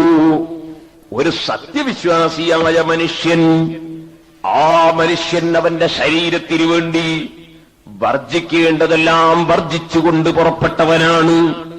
യസ്ഹബു ശൈഖൻ, അദ്ദേഹം ഒരു ഗുരുനാഥനെ പിന്തുടരും, ഒരു ശൈഖിനെ പിന്തുടരും, ശൈഖിനെ സഹവസിച്ച് ജീവിക്കും. യുഅല്ലിമുഹു വയുഅദ്ദിബുഹു, ഈ ഗുരുനാഥൻ, ഈ ശൈഖ് അദ്ദേഹത്തിന് ആവശ്യമായ അറിവുകൾ പറഞ്ഞുകൊടുക്കും, മര്യാദകൾ പഠിപ്പിച്ചു കൊടുക്കും. അങ്ങനെയുള്ള ഒരു ശൈഖിനെ പിന്തുടർന്നുകൊണ്ട് മുഅ്മിനായ മനുഷ്യൻ ജീവിക്കും. എന്നിട്ട് ബഹുമാനപ്പെട്ടവർ പറയുന്നു, അതെങ്ങനെയെന്നറിയോ? അത് പറയാം. അതാ ഫീ ഹാലി സിഗരിഹി, ചെറിയ ഒരു കുട്ടിയാണ്, മുഅ്മിനായ കുട്ടിയാണെങ്കിൽ, മദ്രസയിൽ പഠിക്കുന്ന കുട്ടിയാണെങ്കിൽ ആ കുട്ടിക്കൊരു ശൈഖ് ഉണ്ടാകും. ആരാണ്? അൽ മുഅല്ലിമു യുഅല്ലിമുഹു കിതാബല്ലാഹി സുബ്ഹാനഹു വതആല, അൽ മുഖ്രിഉ യുഹ്ഫിദുഹുൽ ഖുർആൻ. ഒന്നാമത്തെ ശൈഖ്, ഇന്നലെ മദ്രസയിൽ ചേർത്ത കുട്ടിയുണ്ട്, 5 വയസ്സുള്ള കുട്ടി. ആ കുട്ടിന്റെ ശൈഖ് ആരാണ്? 1-ാം ക്ലാസ്സിലെ മുഅല്ലിമു. അവന് അക്ഷരം പഠിപ്പിച്ചു കൊടുക്കുന്ന മുഅല്ലിമു, അവനാണ് ആ കുട്ടിയുടെ ശൈഖ്. 2-ാം ക്ലാസ്സിലെത്തിയാൽ ഖുർആൻ പഠിപ്പിക്കുന്ന മുഅല്ലിമു, അവനാണ് ആ കുട്ടിയുടെ ശൈഖ്. അങ്ങനെ പോയി ഇതാ അവൻ ഖുർആൻ പഠിച്ചു കഴിഞ്ഞാൽ, മദ്രസയിലെ പ്രാഥമിക പഠനം കഴിഞ്ഞാൽ, അതേ വഫീ സാനി ഹാലിഹി, അവൻ മദ്രസ വിട്ടു കഴിഞ്ഞാൽ, അവന്റെ 2-ാം ഘട്ടത്തിലേക്ക് കടന്നാൽ, العالم يعلمه سنة رسول الله. അല്ലാഹുവിന്റെ റസൂലിന്റെ നടപടിക്രമങ്ങൾ പഠിപ്പിച്ചു കൊടുക്കുന്ന പണ്ഡിതൻ, ആ പണ്ഡിതനാണ് രണ്ടാം ഘട്ടത്തിൽ അവന്റെ ശൈഖ്. ഇങ്ങനെ അവൻ എത്രത്തോളം അറിവുള്ളവനായി ഉയരുന്നുണ്ടോ, അവൻ എത്രത്തോളം മഹത്വമുള്ളവനായി ഉയരുന്നുണ്ടോ, അതിനനുസരിച്ച് അവന്റെ ശൈഖിന്റെ ഗ്രേഡും വർദ്ധിച്ചുകൊണ്ടേയിരിക്കും. മീസാൻ ഓതാൻ വേണ്ടി ദർസിൽ പോയി ചേർന്ന കുട്ടി ശൈഖിനെ നോക്കി നടക്കും. മീസാൻ ഓതാൻ വേണ്ടി ദർസിൽ പോയ കുട്ടിയുടെ ശൈഖ് ആ പള്ളിയിലെ മുദരിസ് തന്നെയാണ്. ആ കുട്ടീന്റെ ദിക്റ് ഫഅല ഫഅല ഫഅലു എന്നുള്ളതും അവന്റെ ദിക്ർ അത് തന്നെയാണ്. അവൻ അത് തന്നെയാണ് ചെല്ലേണ്ടത്. ഫഅല ഫഅല ഫഅലു ഫഅലത്ത് ഫഅലത്താ ഫഅല ഫഅലത്ത ഫഅലത്ത് മാ ഫഅലത്തും. അത് തന്നെയാണ് അവൻ ഏറ്റവും കൂടുതൽ കൂലിട്ടുക. ഫഅല സർഫാക്കിയാൽ, വറബ സർഫാക്കിയാൽ, നസറ സർഫാക്കിയാൽ, അതുകൊണ്ട് അവന് കൂലി കിട്ടുക. ഇവൻ മീസാൻ ഓതാൻ പോയ ഉടനെ തന്നെ ശൈഖിനെ നോക്കി നടന്നാൽ പിന്നെ ഇവിടെ മീസാനുണ്ടോ, സഞ്ചാനുണ്ടോ, ഖത്തറുണ്ടോ, ഇൽമുണ്ടോ, മുദരിസുണ്ടോ, ദിർസുണ്ടോ, ഇൽമുണ്ടോ, എന്തെങ്കിലും ഉണ്ടോ? അവന്റെ ശൈഖ് മുദരിസ് തന്നെ. അങ്ങനെ ഉയർന്ന സ്ഥാനത്തേക്ക് എത്തിയാൽ ശൈഖ് ഉയരേണ്ടി വരും. മുത്തവ്വിൽ ക്ലാസ്സിലെത്തുമ്പോ ചിലപ്പോ മീസാൻ എത്തുന്ന ഉസ്താദ് മതിയാവൂല. അപ്പോ അതിനേക്കാൾ വലിയ ഉസ്താദ് വേണ്ടി വരും. അല്ലാതെ ഒന്നാം ക്ലാസ്സിൽ പോയി ചേർന്ന കുട്ടി തന്നെ എനിക്ക് ഉള്ളാളെ ഞങ്ങൾ ദൃശ്യർത്തണം എന്ന് പറഞ്ഞാൽ ഈ കുട്ടിക്ക് സുഖമില്ലാന്നല്ലാതെ, ഓരോരുത്തരുടെ യോഗ്യത അനുസരിച്ചാണ് ശൈഖിന്റെ വലിപ്പവും വണ്ണവും വർദ്ധിക്കേണ്ടത്. അപ്പോ അല്ലാഹുവിന്റെ മുത്തഖീങ്ങളും സാലിഹീങ്ങളുമായി ജീവിക്കുന്ന വലിയ വലിയ ആളുകളാവുമ്പോ അവർക്ക് അതിനനുസരിച്ചുള്ള ശൈഖും വേണം. ആളുകളുടെ ഗ്രേഡ് അനുസരിച്ചാണ് ശൈഖിന്റെ വലിപ്പം കൂടേണ്ടത് എന്നാ ഞാൻ പറഞ്ഞത്. അപ്പൊ ഒരു വിവരവുമില്ലാത്ത, ഒരിക്കലും മര്യാദയ്ക്ക് നിസ്കരിക്കാത്ത, അതുപോലെ എപ്പോഴും ഹറാമ് ചെയ്യുന്ന, എപ്പോഴും തെറ്റിലേക്ക് വഴുതിപ്പോകുന്ന ആളുകൾ എവിടെയാണ് മുറബിയായ ശൈഖ്? ഞാൻ മുശാഹദന്റെ മഖാമിലേക്ക് പോവാണ് എന്നും പറഞ്ഞിട്ട് ശൈഖിനെ നോക്കി നടന്നാൽ അവൻ പലപ്പോഴും വിവരമില്ലാതെ ഏതൊക്കെയോ കള്ള ശൈഖന്മാരുടെ കടിയിൽ പോയി വലഞ്ഞ് അവന്റെ ദീന് തന്നെ നശിച്ചു പോകാൻ സാധ്യതയുണ്ട്. അതുകൊണ്ട് ആ രംഗത്തെ സംബന്ധിച്ച് അറിയാത്തവർ പെട്ടെന്ന് ആരെങ്കിലും ശൈഖായി സ്വീകരിക്കാൻ വേണ്ടി ശൈഖന്മാരുണ്ട് എന്നും ശൈഖിനെ സ്വീകരിക്കണമെന്നും കേട്ടതിനാൽ ഏതെങ്കിലും ആളുകളെ പോയി ശൈഖായി സ്വീകരിച്ച് അവര് പറയും പോലെ ജീവിച്ച് അവരുടെ ദീൻ നശിപ്പിച്ചു കളയരുതെന്ന് ബഹുമാനപ്പെട്ട ഗൗസുൽ ആദം മുഹീദ്ദീൻ അബ്ദുൽ ഖാദിർ ജീലാനി ഖദ്ദസല്ലാഹു സിർറഹുൽ അസീസ് തങ്ങളെപ്പോലുള്ള മഹാന്മാർ നടത്തിയ ഉപദേശം, ഇമാം ഗസാലി റളിയല്ലാഹു അൻഹുവിനെ പോലുള്ളവർ നടത്തിയ ഉപദേശം സാന്ദർഭികമായി ഞാൻ നിങ്ങളുടെ ശ്രദ്ധയിൽപ്പെടുത്തുകയാണ്. സുബ്ഹാനല്ലാഹ്. ഒരു വലിയ പണ്ഡിതൻ പ്രസംഗിച്ച ഒരു പ്രസംഗത്തിൽ ഞാനൊരു സംഭവം കേട്ടു. ഞാനത് കണ്ടിട്ടില്ല, കണ്ടിട്ടില്ല എന്ന് തന്നെ പറയണല്ലോ. ഒരാള് ഇങ്ങനെ കേട്ടു, ഒരു വലിയ ശൈഖുണ്ട് എന്ന് കേട്ടു. അപ്പൊ ഇയാൾക്ക് സാധാരണക്കാരാണ്, വിവരമൊന്നുമില്ല. ഒരു വലിയ മഹാനാണെന്ന് കേട്ടപ്പോ എന്നാ പിന്നെ അയാളെ കാണാന്ന് വെച്ച് പോയി. ചെന്നപ്പോ അങ്ങ് അടുക്കാൻ തോന്നില്ല, പേടിച്ചിട്ട്. ഇങ്ങനെ ഉണ്ട്, വലിയ ആളുകളാണെന്ന് വിചാരിക്കുമ്പോൾ സാധാരണക്കാർ ചിലർ അടുക്കൂല, ദൂരം ഇങ്ങനെ പേടിച്ചിട്ട്. ഇയാൾ ദൂരം അങ്ങനെ വന്നിട്ട് ഒന്ന് എത്തി നോക്കൂ, പിന്നെ ഇങ്ങോട്ട് വരും, പിന്നെ ഒന്ന് എത്തി നോക്കും, പിന്നെ ഇങ്ങോട്ട് പോരും.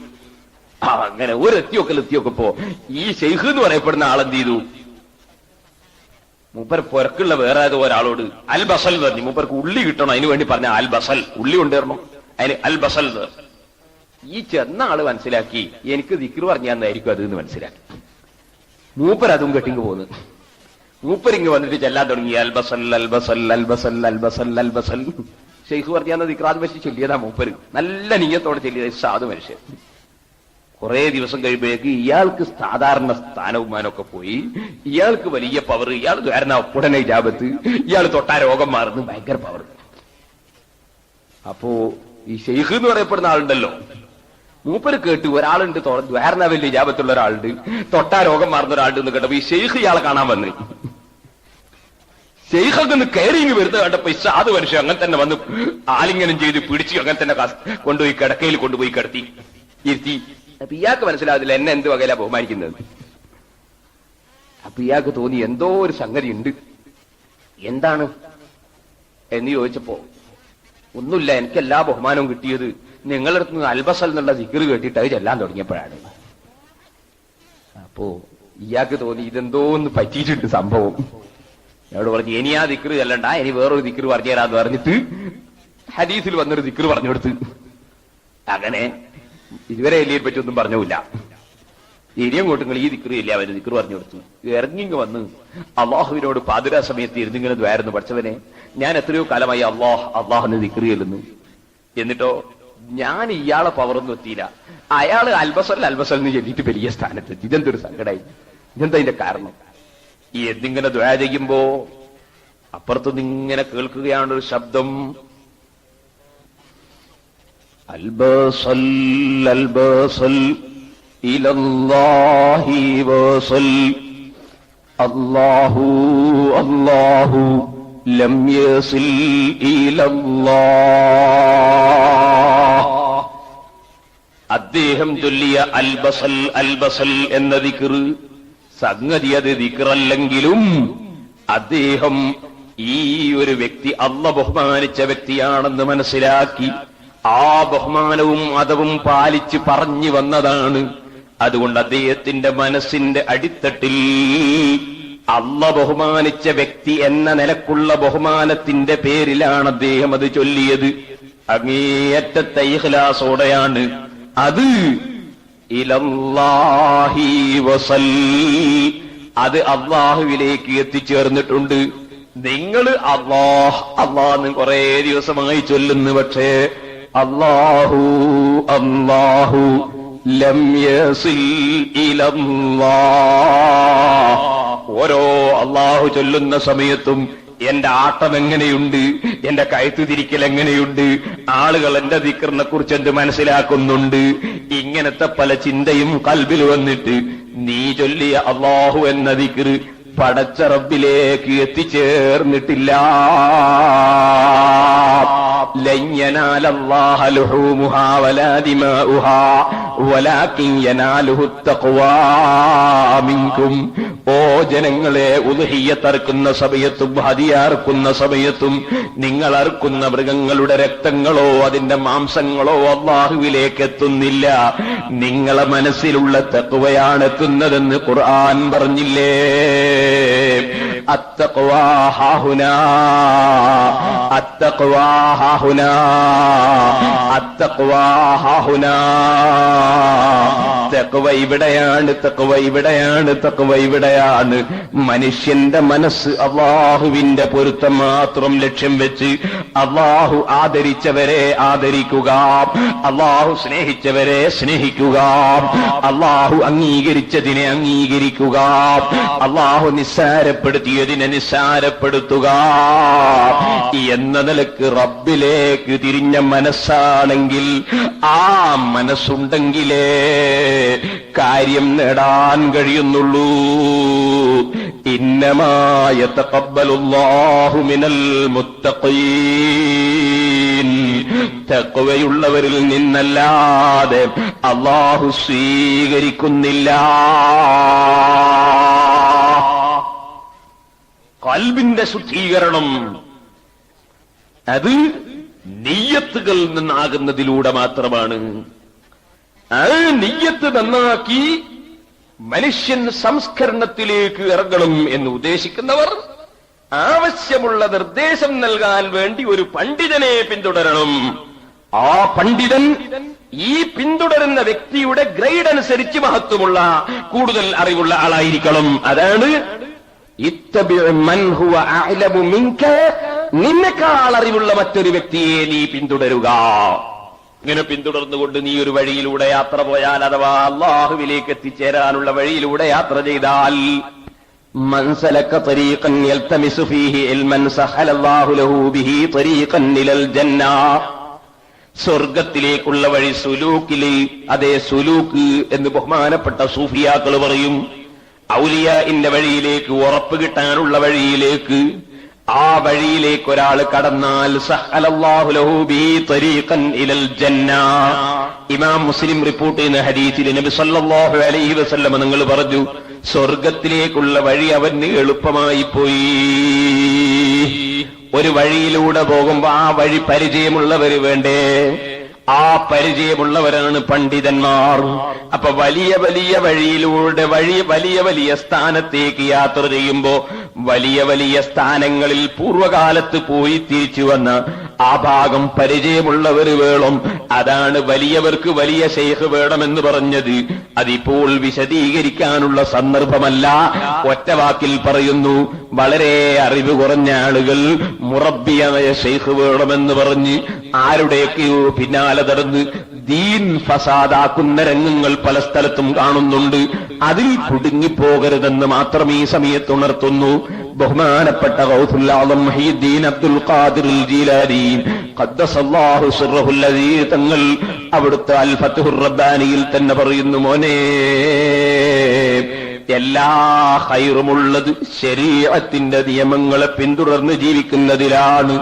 എല്ലാ ശർറുമുള്ളത് ശരീഅത്തിന്റെ നിയമങ്ങൾ മറികടക്കുന്നതിലാണ്.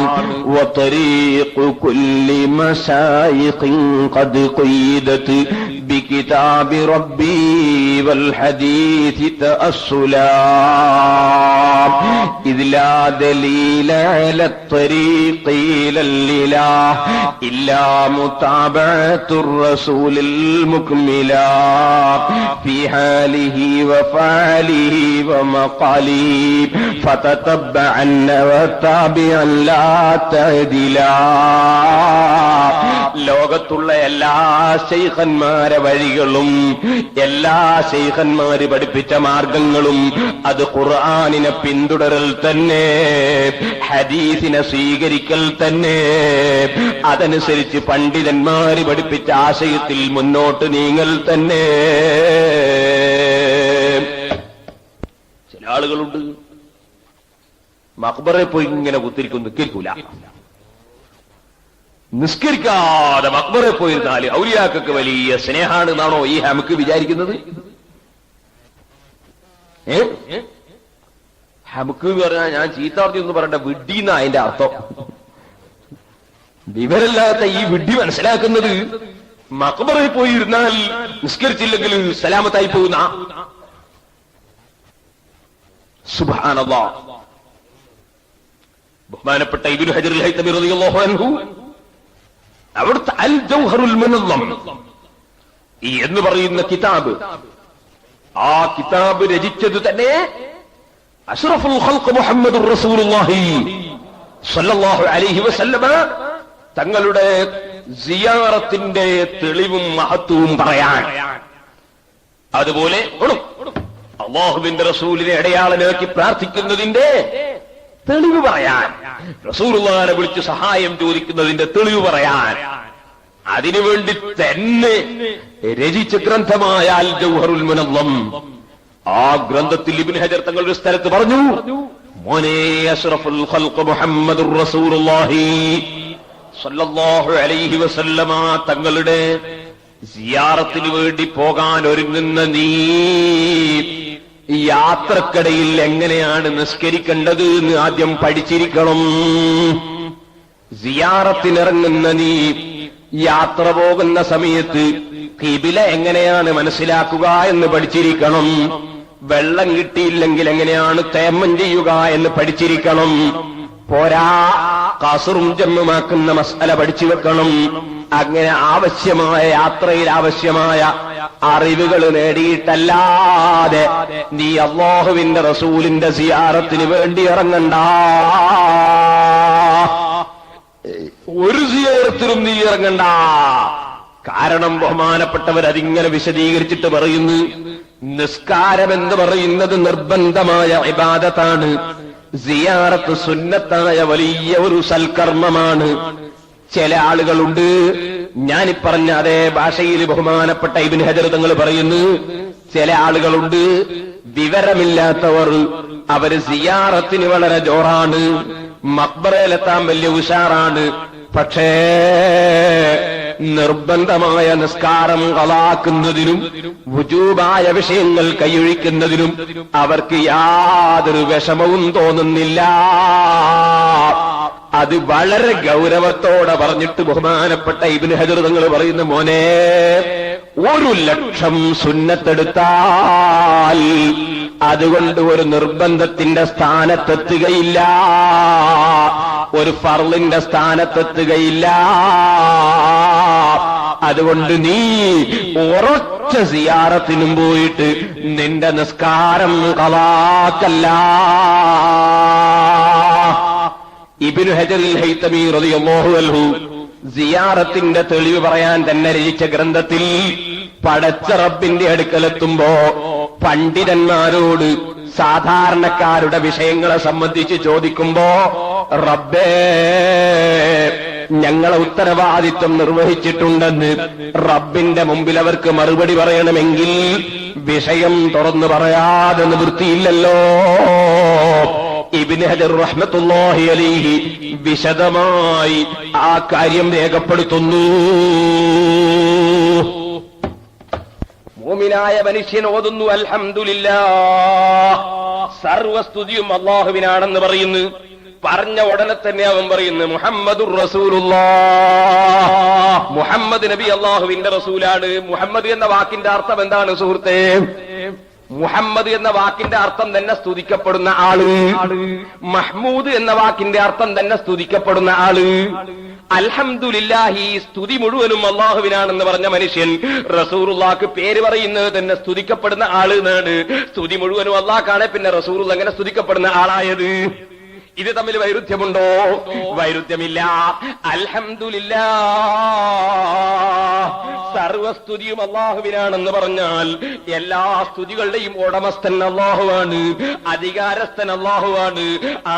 ആരെ സ്തുതിച്ചാലും, ആര് റസൂലുള്ളാഹിനെ സ്തുതിച്ചാലും അതിന്റെയൊക്കെ ക്രെഡിറ്റ് അല്ലാഹുവിന് തന്നെയാണ്. കാരണം അല്ലാഹു തന്നെയാണ് ആ സ്ഥാനം റസൂലുള്ളാഹിക്ക് കൊടുത്തിട്ടുള്ളത്. സ്തുതിക്കുന്നവന് സ്തുതിക്കാനുള്ള കഴിവ് കൊടുത്തതും അല്ലയാണ്, നാവ് കൊടുത്തതും അല്ലയാണ്, സ്തുതിക്കാനുള്ള തൗഫീഖ് കൊടുത്തതും അല്ലയാണ്, സ്തുതിക്കപ്പെടുന്ന വ്യക്തിക്ക് സ്തുതിക്കപ്പെടാനുള്ള മഹത്വം കൊടുത്തതും അല്ലയാണ്. അപ്പൊ എല്ലാ സ്തുതിയുടെയും ഉടമസ്ഥനും അധികാരസ്ഥനും അവകാശിയും അല്ലാഹു തന്നെ. പക്ഷേ അല്ലാഹ് സ്തുതിക്കാൻ വേണ്ടി പറഞ്ഞ മുഹമ്മദ് നബി സല്ലല്ലാഹു അലൈഹി വസല്ലമ സ്തുതിക്കപ്പെടുന്ന വ്യക്തി തന്നെ. ഇതുപോലെ കാഴ്ചകൾ മുഴുവനും അല്ലാഹുവിനാണ് എന്ന് പറഞ്ഞാൽ സർവ്വ തിരുമുൽ കാഴ്ചകളുടെയും ഉടമസ്ഥൻ അല്ലാഹു തന്നെയാണ്. എന്നാൽ കാഴ്ചവെക്കേണ്ടവർക്ക് കാഴ്ചവെക്കണം. അതിലേറ്റവും പ്രധാനമായി കാഴ്ചവെക്കേണ്ടത് അല്ലാഹുവിന്റെ സൃഷ്ടികളിൽ വെച്ച് അവന്റെ ഹബീബായ മുഹമ്മദുർ റസൂലുള്ളാഹി ഒരു ദിവസം ചുരുങ്ങിയത് 5 പ്രാവശ്യം റസൂലുള്ളാഹിക്ക് കാഴ്ചവെക്കണം. അസ്സലാമു അലൈക അയ്യുഹൻ നബിയ്യൂ, ഓ നബിയായവരെ അങ്ങയ്ക്ക് സലാമുണ്ട് നബിയേ. ഒരാള് കാഴ്ച വെച്ചാൽ എന്ത് വേണം? അല്ലാഹുവിന്റെ റസൂൽ തന്നെ നമുക്ക് ഖുർആനിൽ ഓതി കേൾപ്പിക്കുന്നു, ഇദാ ഹയ്യിതും ബിതഹിയ്യത്തിൻ ഫഹയ്യൂ ബിഅഹ്സന മിൻഹാ ഔ റുദ്ദൂഹാ. ഇങ്ങോട്ട് കാഴ്ച വെച്ചാൽ അതിനേക്കാൾ ഭംഗിയിൽ അങ്ങോട്ട് കാഴ്ച വെക്കണം. അപ്പൊ ഇങ്ങോട്ട് അസ്സലാമു അലൈക അയ്യുഹൻ നബിയ്യു എന്ന് പറഞ്ഞാൽ അങ്ങോട്ട് വഅലൈക്കുമുസ്സലാം പറയണം. ഇത് പഠിപ്പിച്ച നബി സല്ലല്ലാഹു അലൈഹി വസല്ലം ഇങ്ങോട്ട് സലാം പറഞ്ഞാൽ അങ്ങോട്ട് സലാം പറയണമെന്ന് പഠിപ്പിച്ച നബി സല്ലല്ലാഹു അലൈഹി വസല്ലം അവിടുത്തെ ഉമ്മത്തുകൾ മടവൂരിൽ നിന്ന് സലാം പറയുമ്പോ, കോഴിക്കോട്ട് നിന്ന് സലാം പറയുമ്പോ, അമേരിക്കയിൽ നിന്ന് സലാം പറയുമ്പോ ഇങ്ങോട്ട് സലാം പറഞ്ഞാൽ അങ്ങോട്ട് മടക്കണം. അതെ, ഫറുദ്ദൂഹാ, നിങ്ങൾ അത് മടക്കണം. അതിനേക്കാ ഹയ്യൂബി അഹ്സന മിൻഹാ, അതിനേക്കാൾ ഭംഗിയിൽ അങ്ങോട്ട് മടക്കണം. അല്ലെങ്കിൽ അത് മടക്കിക്കോ, അത് അത്രയെങ്കിലും മടക്കണമെന്ന് പഠിപ്പിച്ച നബി സല്ലല്ലാഹു അലൈഹി വസല്ലം അസ്സലാമു അലൈക അയ്യുഹൻ നബിയ്യു എന്ന് ഉമ്മത്തുകൾ സലാം പറയുമ്പോ ഇങ്ങോട്ട് സലാം മടക്കുന്നു. നമ്മൾ ചൊല്ലുന്ന സലാം റസൂലുള്ളാഹിക്ക് എത്തിക്കാനുള്ള സംവിധാനം അല്ലാഹു ഏർപ്പെടുത്തിയിരിക്കുന്നു. റബ്ബിന്റെ മലായികത്ത് മുഖേന നമുക്കിങ്ങോട്ട് റസൂലുള്ളാഹി സലാം തിരിച്ചയക്കുന്നു.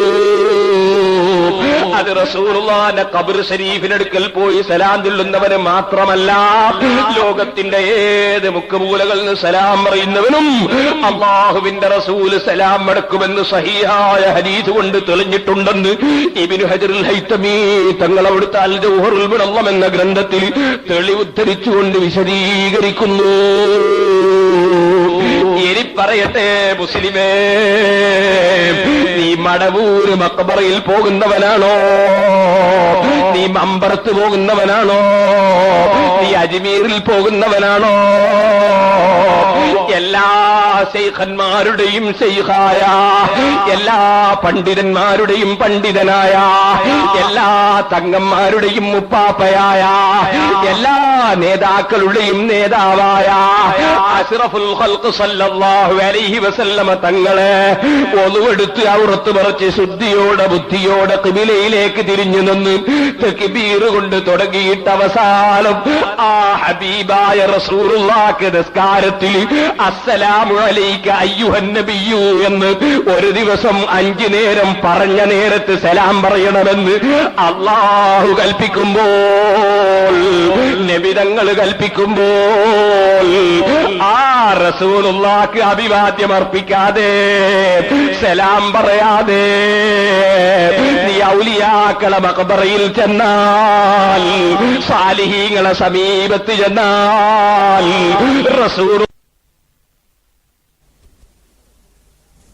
റസൂലുള്ളാഹിനെ വിളിച്ച് അഭിവാദ്യം പറയാതെ കിടന്നുറങ്ങുന്ന നീ, അല്ലാഹുവിന്റെ റസൂലിന് അഭിവാദ്യം പറയാതെ അലഞ്ഞു തിരിഞ്ഞു നടക്കുന്ന നീ, നിന്നെ ഔലിയാക്കൾ സ്വീകരിക്കാൻ തയ്യാറാകുമോ? മനുഷ്യ, നീ ശുദ്ധിയാണെന്ന് പറയുന്നത് ഏതർത്ഥത്തിലാണ്? റസൂലുള്ളാഹിനെ വിളിക്കാനും പറയാനും അല്ലാഹു കൽപ്പിച്ച നേരത്ത് അതിന് സന്നദ്ധനാകാതെ അലഞ്ഞു തിരിഞ്ഞു നടന്നാൽ ഈ സുന്നത്ത് ജമാഅത്തുകാരനാണെന്ന് പറയുന്നത് ഏത് ലക്ഷണം അടിസ്ഥാനമാക്കിയാണെന്ന് ഞാൻ നിന്നോട് ചോദിക്കട്ടെ. മുനസ്സഹുൽ അശരീകിൻ ഫീമാ ഹസി فجوهر الحسن فيه غير منقسم تمدأته النصارى في نبيهم وكل به ما شئت مدحا فيه واحتكمي مولاي صل وسلم دائما أبدا.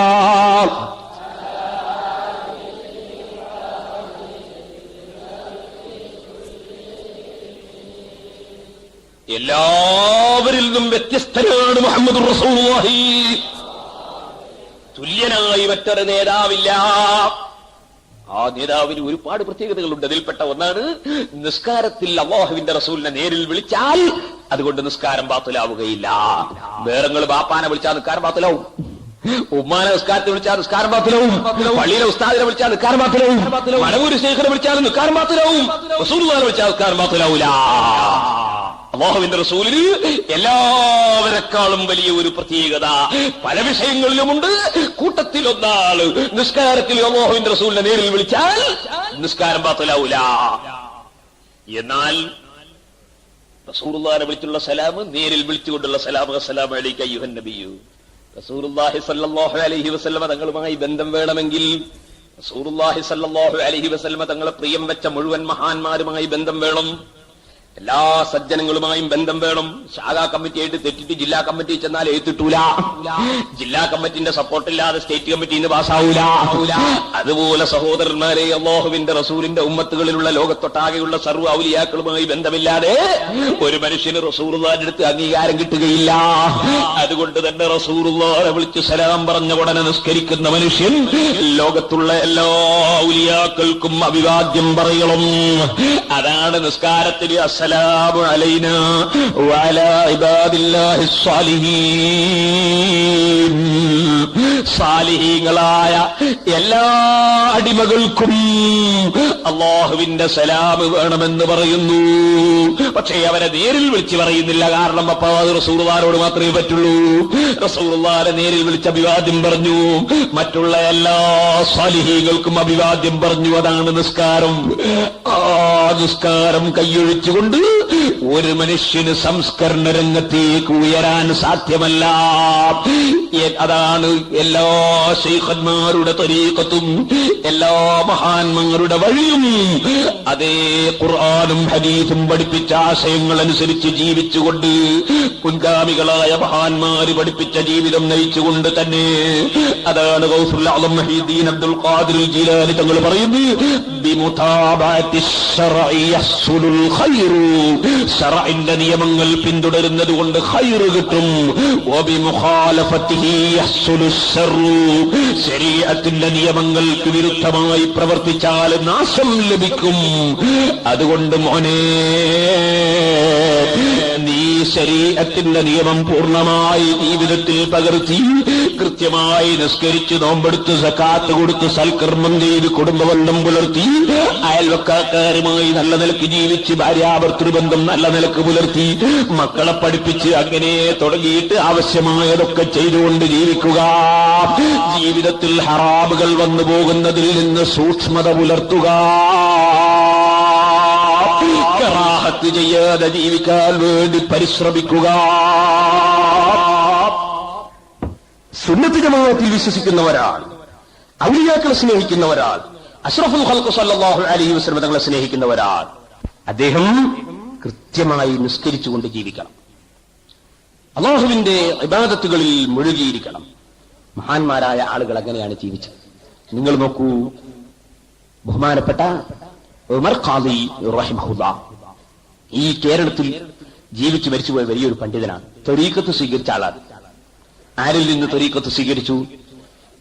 പൊന്നാനിയിലെ മുദരിസ് മമ്മിക്കുട്ടി ഖാദി റഹ്മത്തുള്ളാഹി അലൈഹി തങ്ങൾ ത്വരീഖത്ത് സ്വീകരിച്ചു. എങ്ങനെ സ്വീകരിച്ചു? പെട്ടെന്ന് വരും ത്വരീഖത്ത് തരണ ഉസ്താദേ, എന്നാ പിടിച്ചടാ. ഇങ്ങനെ ത്വരീഖത്ത് വാങ്ങിയത് അങ്ങനെയൊന്നുമല്ല. ഒരുപാട് പഠിച്ചു, വലിയ പണ്ഡിതനായി, പഠിച്ചതനുസരിച്ചൊക്കെ പ്രവർത്തിച്ചു. അങ്ങനെ വലിയ സ്ഥാനത്തെത്തി. ഇപ്പോഴും ഉസ്താദിൽ നിന്ന് പഠിക്കുകയാണ്. ഉസ്താദിനോട് പലപ്പോഴും പറയും, ഉസ്താദേ, ഔലിയാക്കളുടെ വഴിയിലേക്ക് എന്നെയും കൈപിടിച്ചുയർത്തണം, സജ്ജനങ്ങളുടെ വഴിയിലേക്ക് എന്നെയും കൈപിടിച്ചുയർത്തണം. നിലനെ കൊടുപ്പാനും നിലനെ കളവാനും നായന്നവർക്കാനുവാദം കൊടുത്തോവർ. അല്ലാഹുവിന്റെ അടിമകളിൽ ചിലരുണ്ട്, അല്ലാഹു അവർക്ക് മാനേജ്മെന്റ് കൊടുത്തിരിക്കുകയാണ്. ഒരാളെ ഡിസ്മിസ് ചെയ്യാനും സസ്പെൻഡ് ചെയ്യാനും ഉദ്യോഗത്തിൽ കയറ്റം കൊടുക്കാനും ഉദ്യോഗത്തിൽ കയറ്റിക്കൊടുക്കാനും ഒക്കെ അവർക്ക് അധികാരമുണ്ട്. അങ്ങനെ മാനേജ്മെന്റ് കൊടുത്തിട്ടുള്ള ചില ആളുകൾ ഉണ്ട്. ആ ആളുകളിൽ പെട്ടവരാണ് മമ്മിക്കുട്ടി ഖാദി റഹ്മത്തുള്ളാഹി അലൈഹി. ഇപ്പോൾ അത് വിശദീകരിക്കാൻ ഇവിടെ സമയം പോരാ.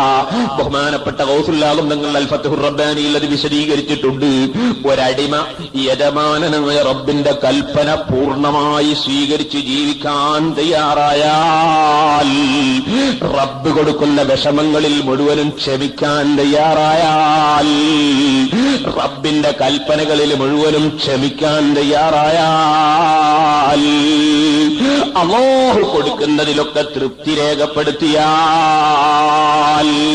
വേദനിച്ചാലും സന്തോഷം, അതിർത്താലും സന്തോഷം, എരിഞ്ഞാലും സന്തോഷം, പുകഞ്ഞാലും സന്തോഷം, മക്കളെല്ലാം മരിച്ചാലും സന്തോഷം, എല്ലാവരും ജീവിച്ചാലും സന്തോഷം, അള്ള വരുന്നതൊക്കെ സന്തോഷം.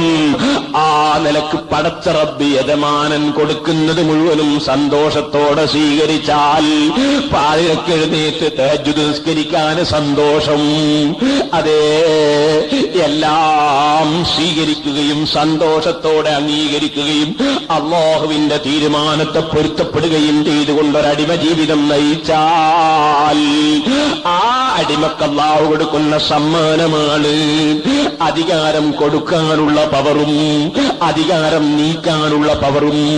അങ്ങനെ മാനേജ്മെന്റ് ഏൽപ്പിച്ചു കൊടുക്കുക എന്നത് ഇരിക്കട്ടെ. ആ മാനേജ്മെന്റ് കിട്ടിയ ഒരു ശൈഖാണ് ബഹുമാനപ്പെട്ട മമ്മിക്കുട്ടി ഖാദി റഹിമഹുല്ലാഹ്. പൊന്നാനി പള്ളിയിലെ മുദരിസാണ്, വലിയ ആലിമാണ്, പണ്ഡിതനാണ്. ഉമർ ഖാദി പണ്ട് പറയുന്നു, ഉസ്താദേ, ഔലിയാക്കളെ വഴിയിലേക്ക് എന്നെയും ഒന്ന് കൈപിടിച്ചുയർത്തുക, ഔലിയാക്കളെ വഴിയിലേക്ക് എന്നെയും കൈപിടിച്ചുയർത്തുക.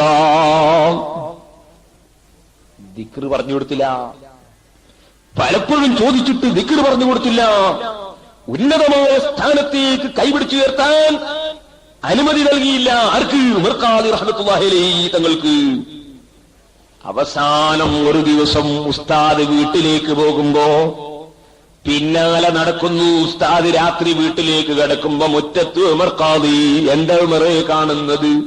ഉസ്താദേ, എത്ര കാലമായി ഞാൻ പറയുന്നു എന്നെ ത്വരീഖത്തിൽ ചേർക്കണം, എന്നെ നിങ്ങൾ ഔലിയായിന്റെ വഴിയിലേക്ക്, വലിയ മഹാന്മാരെ വഴിയിലേക്ക് കടത്തണം. ഉമർ അവിടെ നിൽക്കൂ, ഞാൻ വരുന്നു. ഉമർ അവിടെ നിൽക്കൂ, ഞാൻ വരുന്നു. മമ്മിക്കുട്ടിക്കാളി ഉള്ളിലേക്ക് പോയി, റൂബന്റെ ഉള്ളിലേക്ക്, വീട്ടിന്റെ ഉള്ളിലേക്ക് പോയി.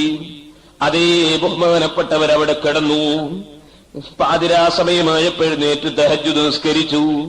കുറച്ചു കഴിഞ്ഞു അതാ സുബഹിന്റെ ബാങ്ക് വിളിച്ചു. സുബഹി ബാങ്ക് വിളിച്ചപ്പോ മമ്മിക്കുട്ടി ഖാദി റഹ്മത്തുള്ള പള്ളിയിലേക്ക് ജമാഅത്തിന് ഇറങ്ങുകയാണ്. ഈ ഇറങ്ങി വരുമ്പോ മുറ്റത്തുണ്ട് ഉമർ ഖാദി നിൽക്കുന്നു. എന്റെ ഉമറെ നീ മുറ്റത്ത് നിൽക്കുന്നത്? ഉസ്താദല്ലേ എന്നോട് പറഞ്ഞത് ഇവിടെ നിൽക്കൂ ഉമറെ.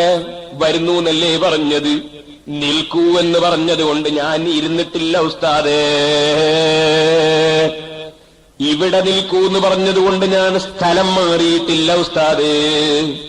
ഞാൻ ഇവിടെ നിൽക്കൂ എന്ന് പറഞ്ഞതുകൊണ്ട് ഇരുന്നിട്ടില്ല, കിടന്നിട്ടില്ല. ഇവിടെ എന്ന് പറഞ്ഞതുകൊണ്ട് കാലെടുത്ത് വെച്ചിട്ടില്ല. ഒരേ നൃത്തം തന്നെയാണ്.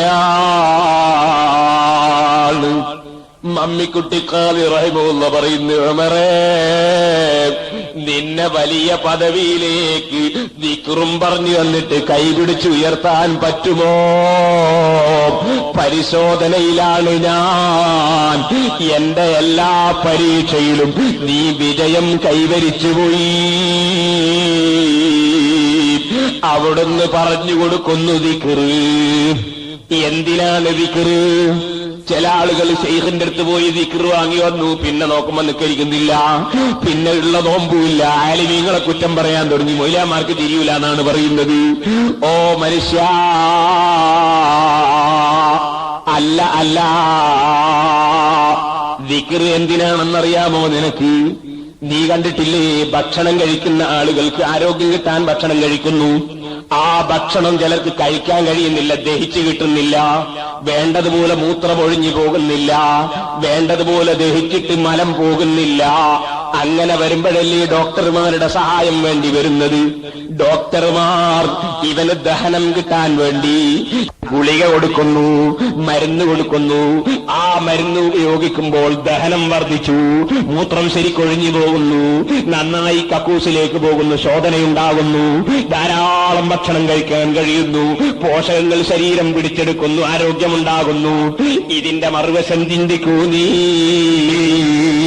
പാതിരക്ക് തഹജ്ജുദ് നിസ്കരിക്കാൻ വേണ്ടി എഴുന്നേൽക്കുമ്പോ എഴുന്നേൽക്കാൻ കഴിയുന്നില്ല, എഴുന്നേറ്റ് നോക്കുമ്പോ ഉറക്കം തൂക്കുന്നു, ഖുർആൻ ഓതുമ്പോ ഉറങ്ങിപ്പോകുന്നു, ദിക്ർ ചൊല്ലുമ്പോ മടി തോന്നുന്നു, സുന്നത്ത് നിസ്കരിക്കാൻ നിൽക്കുമ്പോ കിടന്നു പോകുന്നു, സുന്നത്ത് നോമ്പെടുക്കണമെന്ന് വിചാരിക്കുമ്പോ പിന്നെയും വേണ്ടാന്ന് വെക്കുന്നു.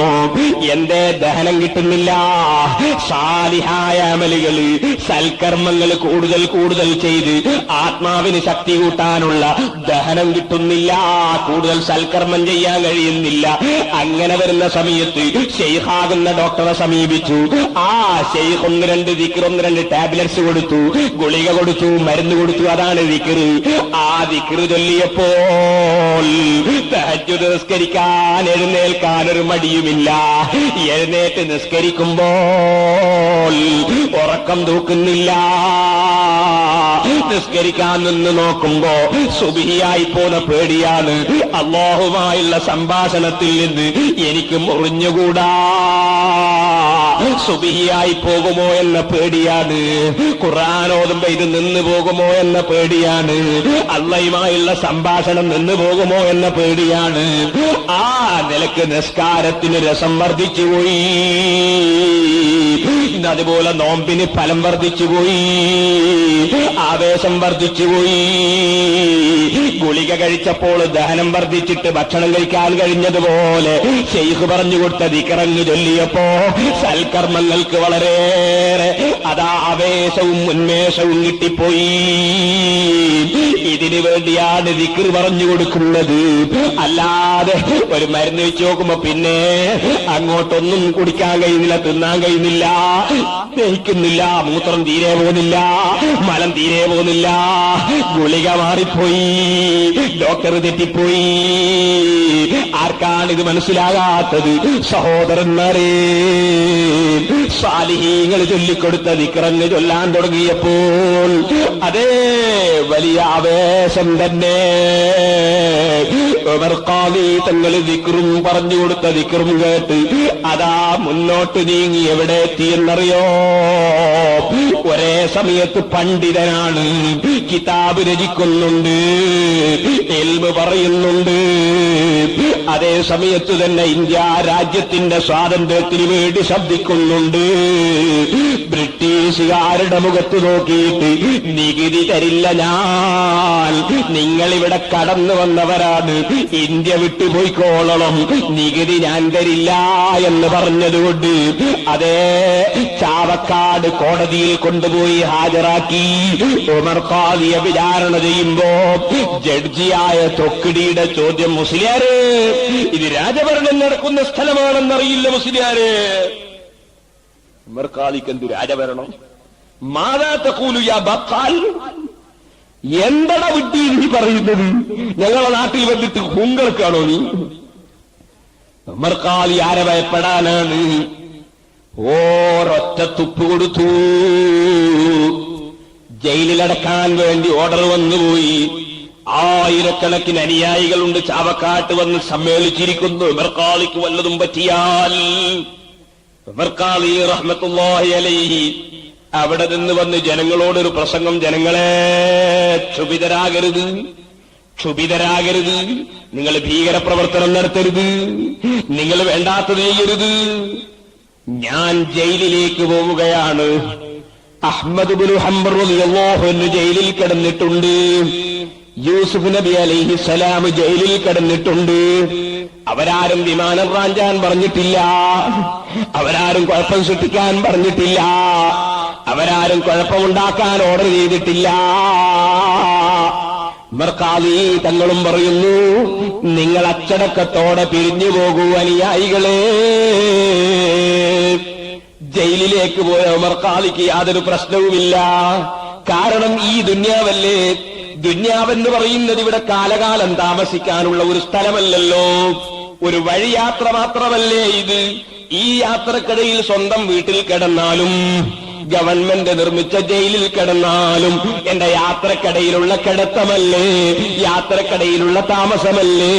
എന്റെ യഥാർത്ഥ താമസ സ്ഥലം ഇതല്ലല്ലോ. ജയിലിൽ കിടക്കാത്ത കക്ഷികളൊക്കെ ഇപ്പോൾ ഈ ഭൂമി ലോകത്ത് അവരുടെ വീട്ടിൽ കിടന്നുറങ്ങുന്നുണ്ടോ? നമ്മുടെ മുൻഗാമികൾ അവർ നിർമ്മിച്ച വീടുകളിൽ കിടന്നുറങ്ങുന്നുണ്ടോ? അവര് നിർമ്മിച്ച കൊട്ടാരങ്ങളിൽ താമസിക്കുന്നുണ്ടോ? അവരെ നിർമ്മിച്ച കട്ടിലുകളിൽ കിടന്നുറങ്ങുന്നുണ്ടോ? അവരുണ്ടാക്കി വെച്ച കിടക്കയിൽ കിടന്നുറങ്ങുന്നുണ്ടോ? അവര് യാത്ര കഴിഞ്ഞുപോയി. ദുന്യാവിലൊരു യാത്രയല്ലേ. ഈ യാത്രക്കിടയിൽ എവിടെ കിടന്നാലെന്താണ്, എവിടെ താമസിച്ചാലെന്താണ്?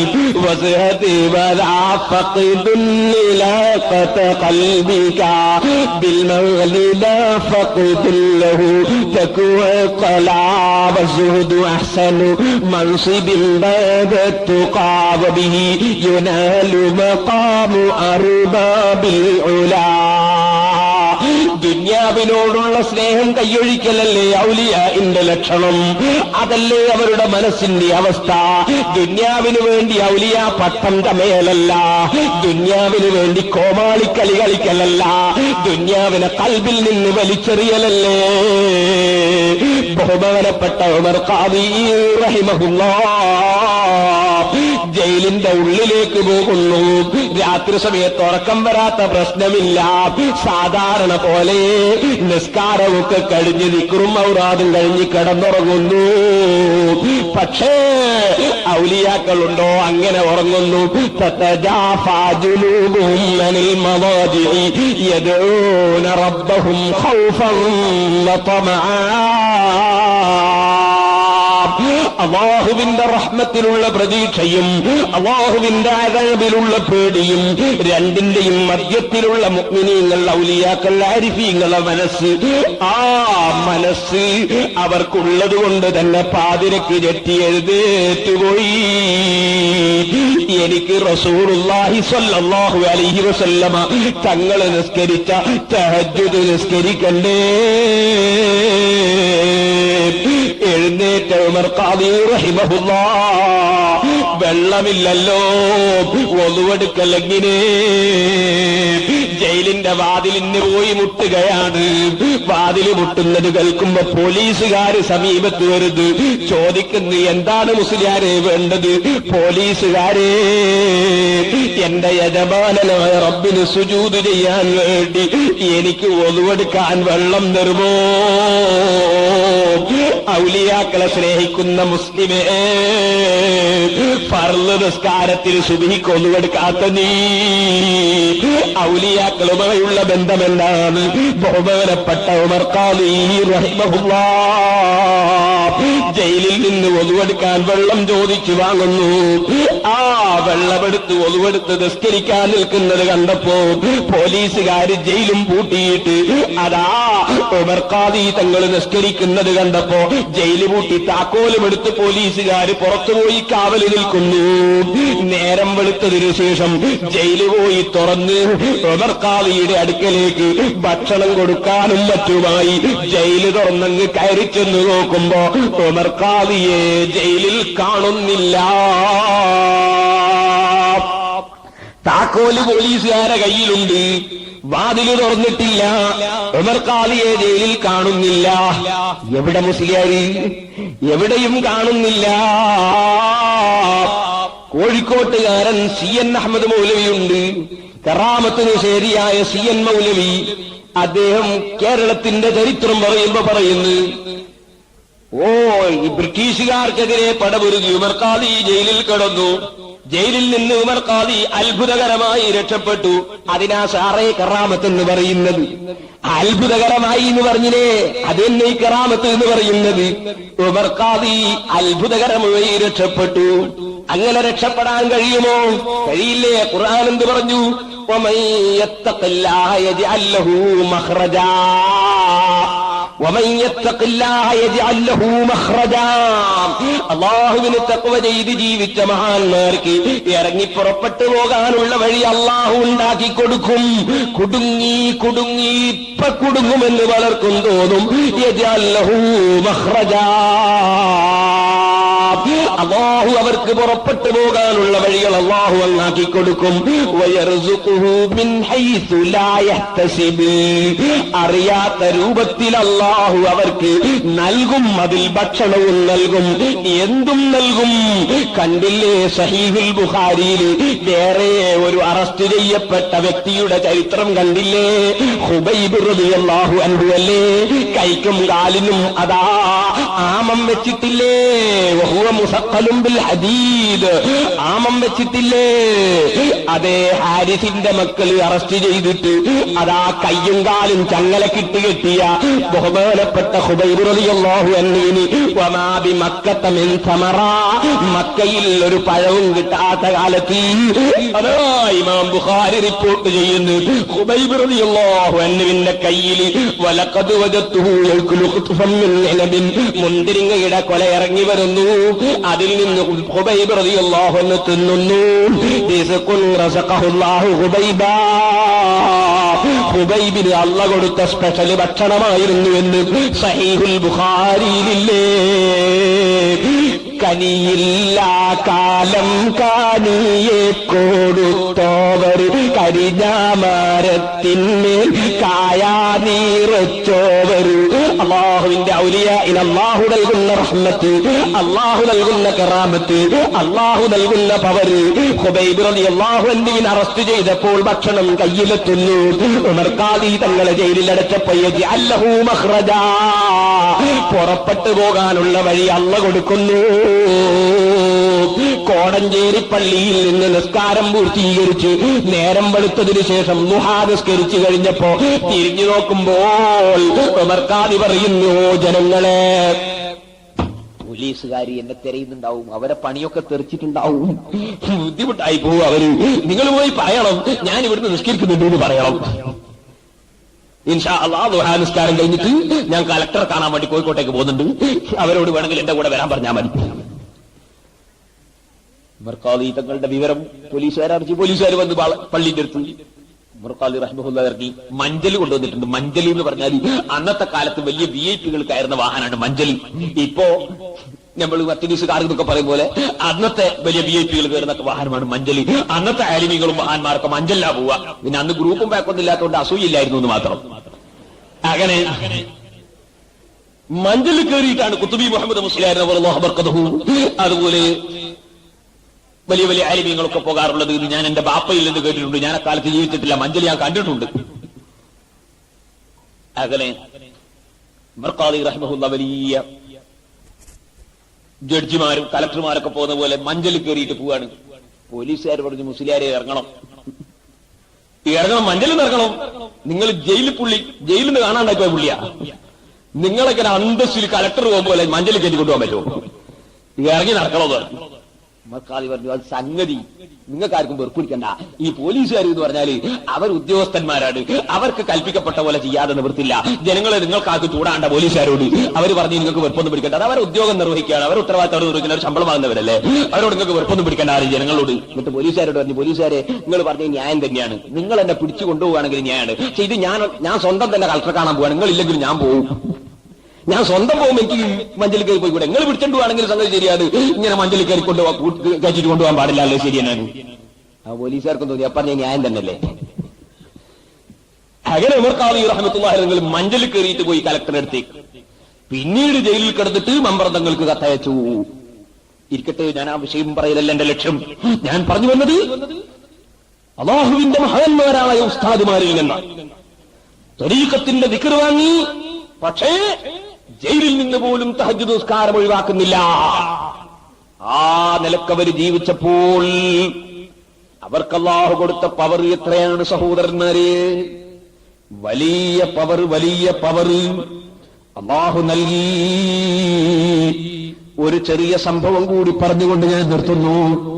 എനിക്ക് എന്നോടും നിങ്ങളോടും ഓർമ്മപ്പെടുത്താനുള്ളത്, ഔലിയാക്കളുടെ മക്ബറയുടെ സമീപത്ത് വാതിൽ വരികയും വാല് പറയുകയും അതേ ദിക്റും സലാത്തിലും പങ്കെടുക്കുകയും മറ്റ് കാര്യങ്ങൾ നിർവഹിക്കുകയും ചെയ്ത് തിരിച്ചു പോയാൽ പോരാ.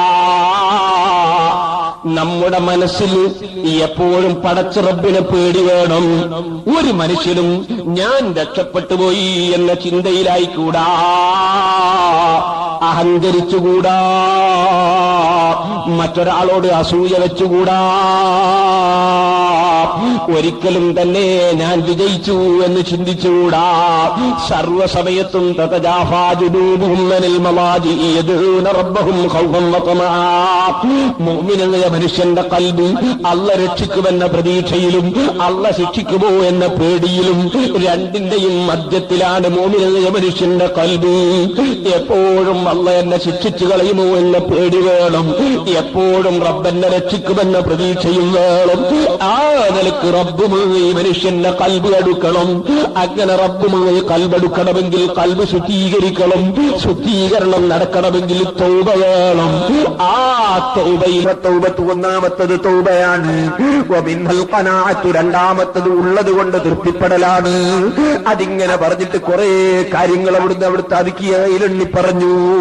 അപ്പൊ റബ്ബിലേക്ക് നമ്മുടെ കൽബ് അടുക്കാൻ വേണ്ടി ചെയ്തു പോയ തെറ്റുകളിൽ ഖേദം പ്രകടിപ്പിച്ച് തൗബ ചെയ്യണം. ദുന്യാവിൽ അല്ലാഹു തന്നതുകൊണ്ട് തൃപ്തിപ്പെടണം. ദുന്യാവ് വെട്ടിപ്പിടിക്കണമെന്ന ചിന്ത കൽവിൽ നിന്ന് പോകണം. ദുന്യാവ് ഉണ്ടാകുന്നതിന് വിരോധമില്ല. ബഹുമാനപ്പെട്ട ആരിഫീകൾ പറഞ്ഞു, ദുന്യാവിനെ നീ പാമ്പിനെ പോലെ കാണണം. പാമ്പിനെ പോലെ ദുന്യാവിനെ കാണണം തന്നെ. പാമ്പിനെ പെട്ടെന്ന് കൊല്ലാന്ന് തന്നെ പരിപാടി ചെയ്യാൻ കഴിയും. അതല്ല യോഗ്യത. പിന്നെ പാമ്പിനെ കൊല്ലാതെ പാമ്പിനെ പോറ്റുകയും ചെയ്യാ, പാമ്പ് കടിക്കാതെ ഒപ്പിക്കുകയും ചെയ്യാ, അതാണ് യോഗ്യത. പാമ്പ് ഒരിക്കലും കടിക്കുന്നില്ല, സംഗതി പാമ്പ് നമ്മളെ കൂടെ ഉണ്ട്, പാമ്പിനെ നമ്മൾ കൊന്നിട്ടില്ല, അതാ യോഗ്യത. പാമ്പിനെ കൊല്ലൽ കഴിയും. അതുപോലെ ഒരാള് ദുന്യാവ് തീർത്തും കേട്ടോ ഒഴിവാക്കുക, അതല്ല യോഗ്യത. ദുന്യാവ് ഉണ്ട്, പക്ഷേ അത് കടിക്കുന്നില്ല, കടിക്കാതെ ഈ പാമ്പിനെ പോറ്റാൻ കഴിയണം, അതാണ് യോഗ്യത. ആവശ്യമുള്ള സ്ഥലത്ത് ഉപയോഗപ്പെടുത്തണം, ആവശ്യമുള്ള സ്ഥലത്ത് ഉപയോഗപ്പെടുത്തണം. അതിനെ ആരിഫീങ്ങൾ പറഞ്ഞു, മൂസാ നബി അലൈഹി ഇസ്ലാമിന്റെ വടി കണ്ടില്ലേ നീ? മൂസാ നബിയോട് അല്ലാഹു ചോദിച്ചു, അതെന്താ മൂസാ എന്റെ കയ്യില്? അതാ അസായ, എന്റെ വടി. അതെന്തിനാ? മൂസാ നബി വടിയിൽ പറഞ്ഞ് നിർത്തിയില്ല, അതാ അസായ അതവക്കവ അലിഹ, ഞാൻ അതിന്റെ മേൽ ഊന്നി നിൽക്കും, ചാരി നിൽക്കും, അങ്ങനെയാണ് എന്റെ വടി, എന്റെ ചാരി നിൽക്കൽ ഈ വടിന്റെ മേല. പിന്നെയോ വാഹുസു ബിഹാ അലാ ഗനമി, ഞാന് എന്റെ ആട്ടിനും മറ്റൊക്കെ ഈ വടി കൊണ്ട് ഇങ്ങനെ ഇലയൊക്കെ അടിച്ചിട്ട് കൊടുക്കും. വലിയ ഫീഹി മആരിദു ഉഖ്റ, അങ്ങനെ വേറെയും ചില പരിപാടിയൊക്കെ ഉണ്ടതുകൊണ്ട് പല ആവശ്യമുണ്ട് എന്ന് പറഞ്ഞു മൂസാ നബി. ഇതെടുത്തുകൊണ്ട് ആരിഫീങ്ങൾ പറയാ, ദുന്യാവ് നീ ഈ വടി പോലെ കണക്കാക്കുക. എന്താ അതിന്റെ അവസ്ഥ എന്നറിയോ നീ? മൂസാ നബിയോട് അള്ളാഹ് എന്ത് പറഞ്ഞു? എന്നാ പിന്നെ അതൊന്ന് ഇട്ടാട്ടെ മൂസാ വെച്ചു. അൽക്കി, അതൊന്ന് ഇട്ടാ. ഇട്ടു നോക്കുമ്പോഴത്തിന് ഫൈദാഹിയ സുബ്ഹാനു മുബീൻ, ഇത് ഭയങ്കര പാമ്പല്ലേ. ഇതുവരെ ഇത് വടിയായിട്ട് സംഗതി ഭയങ്കര പാമ്പാണ്. പാമ്പായപ്പോ അല്ലാഹു എന്ത് പറഞ്ഞു മൂസാ നബിയോട്? പാമ്പാണ് വിചാരിച്ച് മാറിക്കളണ്ട, പിടിച്ചോ ഇങ്ങെടുത്തോന്ന് പറഞ്ഞു. ഇങ്ങെടുത്തോന്ന് പറഞ്ഞു. എടുത്തു നോക്കുമ്പോ വടി തന്നെയാണ്. എടുത്തു നോക്കുമ്പോ വടി തന്നെയാ. എന്റെ സംഗതി പാമ്പാണ്, അല്ല വടിയാണ്, അല്ല വടിയാണ്, അല്ല പാമ്പാണ്, അല്ല വടി പാമ്പാണ്, അല്ല വടിയാണ്. ഇതിന്റെ ഉദ്ദേശം അതവക്കവ അലൈഹ, പണമില്ലാതെ നമുക്ക് നിലനിൽപ്പുണ്ടാവൂല. അതവക്കവ അലൈഹ, ഈ വടിയില്ലാതെ ഊതി നിൽക്കാൻ കഴിയില്ല. എന്റെ മുതലാളിമാര് ഊതി പറപ്പിച്ചാളിയും, നമുക്ക് ദീന് പറയാനും കഴിയില്ല, ഇസ്ലാം ദീന് പറയാനും കഴിയില്ല. ഊതി പറപ്പിച്ചാലും മുതലാളിമാര്, അല്ലാഹുവിന്റെ ദീനിന്റെ വിലയില്ലാത്ത മുതലാളിമാര്. അതുകൊണ്ട് എന്ത് വേണോ? വടി നമ്മളെ കയ്യിലും വേണം. അതവക്കവ അലൈഹ, അതിന്റെ മേല് ഊന്നി നിൽക്കണം. അപ്പൊ വടി നമ്മളെടുത്തും വേണം, അപ്പൊ സമ്പത്ത് വേണം. അതവക്കവ അലൈഹ, അതെന്താ ഇതിന്റെ പരിപാടി? അഹുസു അലൈഹ അഹുസു ബിഹാ അലാ ഗനമി, നമ്മളെ ആട്ടിന് ഇല അടിച്ചിട്ട് കൊടുക്കണമെന്നില്ലേ? പോരയിലെ പെണ്ണുങ്ങൾക്ക് ചോറ് കൊടുക്കണേ, മക്കൾക്കും കൊടുക്കണോ, നമ്മളെ മുത്താലിമിയർക്കും ഭക്ഷണം കൊടുക്കണോ? അത് പണം കയ്യിലില്ലാണ്ട് സംഗതി നടക്കൂല. മാത്രമല്ല വലിയ ഫീഹി മആരിബു ഉഖ്റ, വേറെയും കുറെ ആവശ്യമുണ്ട്. മദ്രസക്ക് കൊടുക്കണം, യതീംഖാനക്ക് കൊടുക്കണം, പള്ളിക്ക് കൊടുക്കണം, ഒരുപാട് പരിപാടിയില്ലേ. പണം കൊണ്ട് പണം തീരെയില്ല എന്നല്ല സംഗതി നടക്കുമോ? അപ്പൊ സംഗതികളൊക്കെ നടത്തിക്കൊണ്ടുപോകാൻ ഈ വടി വേണം. ഈ വടിയെ സംബന്ധിച്ച് വെച്ച ഒരു വിശ്വാസം വേണം കേട്ടോ. ഇതങ്ങ് വീണാലാ തിരിയ ഫൈദാഹിയ സുബ്ഹാനു മുബീൻ, ഇത് പാമ്പാണ് കേട്ടോ. ഇത് കടിക്കുന്നത് വളരെ നന്നായി ശ്രദ്ധിക്കുകയും വേണം. ഇത് എപ്പോഴും വിഷമുള്ള ഒരു സാധനമാണ്. അതെങ്ങാനും കൊത്തിയാൽ ആകെ അപകടത്തിലായി പോവും. അതുകൊണ്ട് മനസ്സിന്റെ ഉള്ളിൽ തൊട്ട് കടത്തുകയും ചെയ്യരുത്. നിന്റെ മനസ്സിൽ ദുന്യാവ് കടത്താതെ കയ്യിൽ പിടിക്കുക. മനസ്സിൽ ദുന്യാവ് പിടിക്കാതെ കയ്യിൽ പിടിക്കുക. ശർറ് തടുക്കുക, ഖൈറ് നേടുക. ഇങ്ങനെയാണ് ആരിഫീങ്ങൾ ദുന്യാവിനെ സംബന്ധിച്ച് വിശദീകരിച്ചത്. അത് തന്നെയാണ് സഹോദരന്മാരെ ബഹുമാനപ്പെട്ട ജൈനുദ്ദീനുൽ മഅബൂദുകളും പറഞ്ഞത്. قلبك بالمال لا فقد له تكوى قلا. സുഹുദ് എന്ന് പറഞ്ഞാൽ ദുന്യാവ് ഇല്ലാതിരിക്കുക എന്നല്ല. ദുന്യാവ് ഇല്ലാതിരിക്കുക എന്നല്ല, ദുന്യാവിനെ മനസ്സിൽ സ്നേഹിക്കാതിരിക്കുക, ദുന്യാവിനെ മനസ്സിൽ പ്രേമിക്കാതിരിക്കുക. ദുന്യാവ് ഇല്ലാതെ കാര്യം നടത്തിക്കൊണ്ടുപോകൽ പ്രയാസമാണ്. അതുകൊണ്ട് നിന്റെ മനസ്സിന്റെ ഉള്ളിൽ അതിനെ പൂജിക്കാതെ, മനസ്സിന്റെ ഉള്ളിൽ അതിനെ പ്രിയം വെക്കാതെ നിന്റെ കയ്യിൽ പിടിക്കുക, പുറത്ത് സൂക്ഷിക്കുക. ഖൽബിന്റെ ഉള്ളിൽ സ്നേഹിക്കേണ്ട കാര്യങ്ങളെ സ്നേഹിക്കുക. ഈ ഭൂമിലോകത്ത് ജീവിക്കുന്ന മനുഷ്യന്റെ മനസ്സ് സംസ്കരിച്ചെടുക്കണമെങ്കിൽ തൗബയും ഖനാഅത്തും വേണം. ഉള്ളത് കൊണ്ട് തൃപ്തിപ്പെടാനുള്ള ഒരു ജിജ്ഞാസ നമുക്കുണ്ടായിരിക്കണം. അനാവശ്യമായ ചെലവുകളിൽ നിന്ന് നമ്മൾ രക്ഷപ്പെടണം, അനാവശ്യമായ പ്രവർത്തനങ്ങളിൽ നിന്ന് രക്ഷപ്പെടണം. ഞാൻ ദീർഘമായി സംസാരിക്കുന്നില്ല, ചുരുക്കി പറയട്ടെ. അങ്ങനെ ഖൽബിനെ വേണ്ടാത്ത വിചാരവികാരങ്ങളിൽ നിന്നും ഹിർസ് എന്ന് പറയുന്ന അങ്ങേയറ്റത്തെ ദുന്യാവിനോടുള്ള അലച്ചിൽ കാഴ്ചയിൽ നിന്നും വേണ്ടാത്ത ആഗ്രഹങ്ങളിൽ നിന്നും ആകാശക്കോട്ടകളിൽ നിന്നും മനുഷ്യന്റെ മനസ്സിനെ സംസ്കരിച്ച് ഇത്താവുന്ന ദുനിയാവിൽ ജീവിച്ചു പോകണം. ചെയ്യാൻ കഴിയുന്ന സേവനങ്ങൾ ചെയ്യണം. ചെയ്യുന്ന സേവനങ്ങൾക്ക് യജമാനന്റെ പൊരുത്തം ലഭിക്കണം. റബ്ബത് സ്വീകരിക്കണം. പോരാ, സദഖ ചെയ്യുന്ന സമയത്ത് പോലും ഹൃദയം പേടിച്ചുകൊണ്ടാണ് സദഖ കൊടുക്കാറുള്ളത്. ഔലിയാക്കൾ മഹാന്മാര് സദഖ ചെയ്യുമ്പോ അവരെ കൽബിൽ പേടിയാണ്. ഇതല്ല സ്വീകരിച്ചു കിട്ടുമോ? എന്റെ സദഖ സ്വീകരിച്ചു കിട്ടുമോ? പേടിച്ചുകൊണ്ടാണ് മഹാന്മാരെ സദഖ. ഹൃദയം പേടിച്ചുകൊണ്ടാണ് സദഖ. ഹൃദയം പേടിച്ചുകൊണ്ടാണ് സർവ്വ അമലും. കഅബ ശരീഫാകുന്ന ബിൽഡിങ്ങിന്റെ പണി, കഅബ ശരീഫാകുന്ന സ്ഥാപനത്തിന്റെ പണിയെടുക്കുമ്പോ ഖലീലുല്ലാഹി ഇബ്രാഹിം അലൈഹിസ്സലാം റബ്ബനാ തഖബ്ബൽ മിന്നാ എന്ന് ദുആ ചെയ്തില്ലേ? പടച്ചവനെ കബൂൽ ചെയ്യണം, കബൂൽ ചെയ്യണമെന്ന ചിന്തയിൽ അവരെ പ്രവർത്തനങ്ങൾ മുന്നോട്ട് പോകുന്നു. ആരോടും വൈരാഗ്യമില്ല, ഒരാളോടും വിദ്വേഷമില്ല. ഒന്നിങ്ങോട്ട് പറഞ്ഞാൽ പത്തങ്ങോട്ട് പറയലില്ല. ഇങ്ങോട്ട് ചീത്ത പറഞ്ഞാൽ അങ്ങോട്ട് ചീത്ത പറയലില്ല. ഇങ്ങോട്ട് തള്ളിപ്പറഞ്ഞാൽ അങ്ങോട്ട് തള്ളിപ്പറയലില്ല. ഇങ്ങോട്ട് നിസ്സാരപ്പെടുത്തിയാൽ അങ്ങോട്ട് നിസ്സാരപ്പെടുത്തലില്ല. ഇങ്ങോട്ട് പ്രശ്നം സൃഷ്ടിച്ചാൽ അങ്ങോട്ട് പ്രശ്നം സൃഷ്ടിക്കാറില്ല. ഈ നിലക്ക് സഹോദരന്മാരെ, ഇത് ഫഅബില്ലത്തി അഹ്സൻ ഫൈദല്ലദീ ബൈനക വബൈനഹു അദാവത്തുൻ കഅന്നഹു വലിയ്യുൻ ഹമീം വമാ യുലഖാഹാ ഇല്ലല്ലദീന സബറൂ വമാ യുലഖാഹാ ഇല്ലാ ദൂ ഹവ്വിൻ അളീം.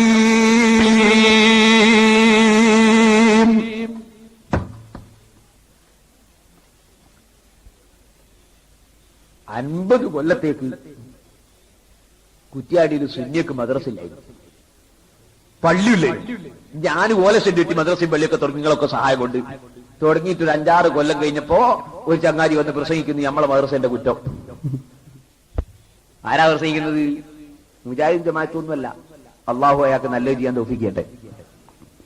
അങ്ങനത്തെ ഒരാള്.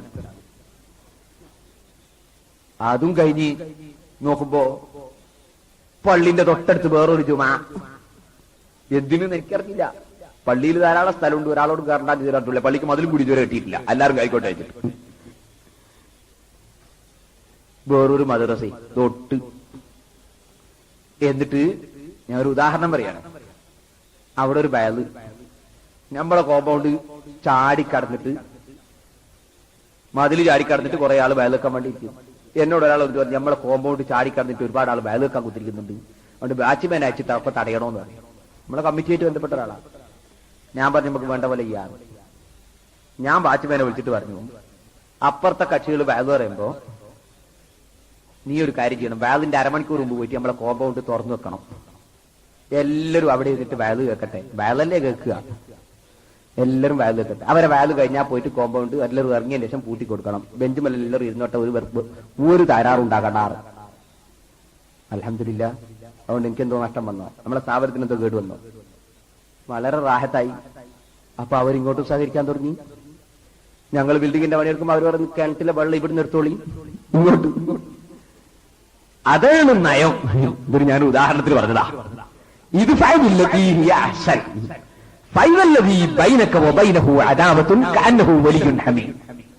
കഠിന ശത്രുക്കൾ ഉറ്റമിത്രങ്ങളായി മാറും. നല്ല ക്ഷമയുള്ളവർക്ക് മാത്രമേ അതിന് കഴിയൂ. വലിയ ഭാഗ്യമുള്ളവർക്ക് അതിന് കഴിയൂ. ഇങ്ങോട്ട് തെറ്റിയുമ്പോ അങ്ങോട്ട് നന്മയ്യ, ഇങ്ങോട്ട് തെറ്റിയുമ്പോ അങ്ങോട്ട് നന്മയ്യ. ബഹുമാനപ്പെട്ട ഇബ്രാഹിം ഇബ്നു അദ്ഹം റളിയല്ലാഹു കുതിരപ്പുറത്ത് ഇങ്ങനെ പോകുമ്പോ ഒരു പോലീസുകാരെ വന്നിട്ട്, അഅബ്ദുൻ അൻത, അടിമയാണോ നീ? ഇബ്രാഹിം അദ്ഹം നാം, അതെ, അള്ളാന്റെ അടിമല്ലേ. നാം. കൂടുതൽ ആളെവിടെ ഉള്ളത് എന്ന് ചോദിച്ചു. മൂപ്പര് ഖബർസ്ഥാനി കൂട്ടി കാണിച്ചു കൊടുത്തു. ഒരുപാട് ആളില്ലേ ഖബർസ്ഥാനിയിൽ? പോലീസുകാരൻ ചെന്ന് നോക്കുമ്പോ ആരുമില്ല. പോലീസുകാരന് വെറുപ്പിടിച്ച് കൊണ്ട് തടി. ഇബ്രാഹിം അദ്ഹമിനെ അടിച്ചു. കുറെ അടിച്ചപ്പോ ഒരാൾ ഓടി വന്നിട്ട് പറഞ്ഞു, ആരെയാ അടിക്കുന്നറിയോ? ഇബ്രാഹിമിന് അദ്ദേഹമാണ്.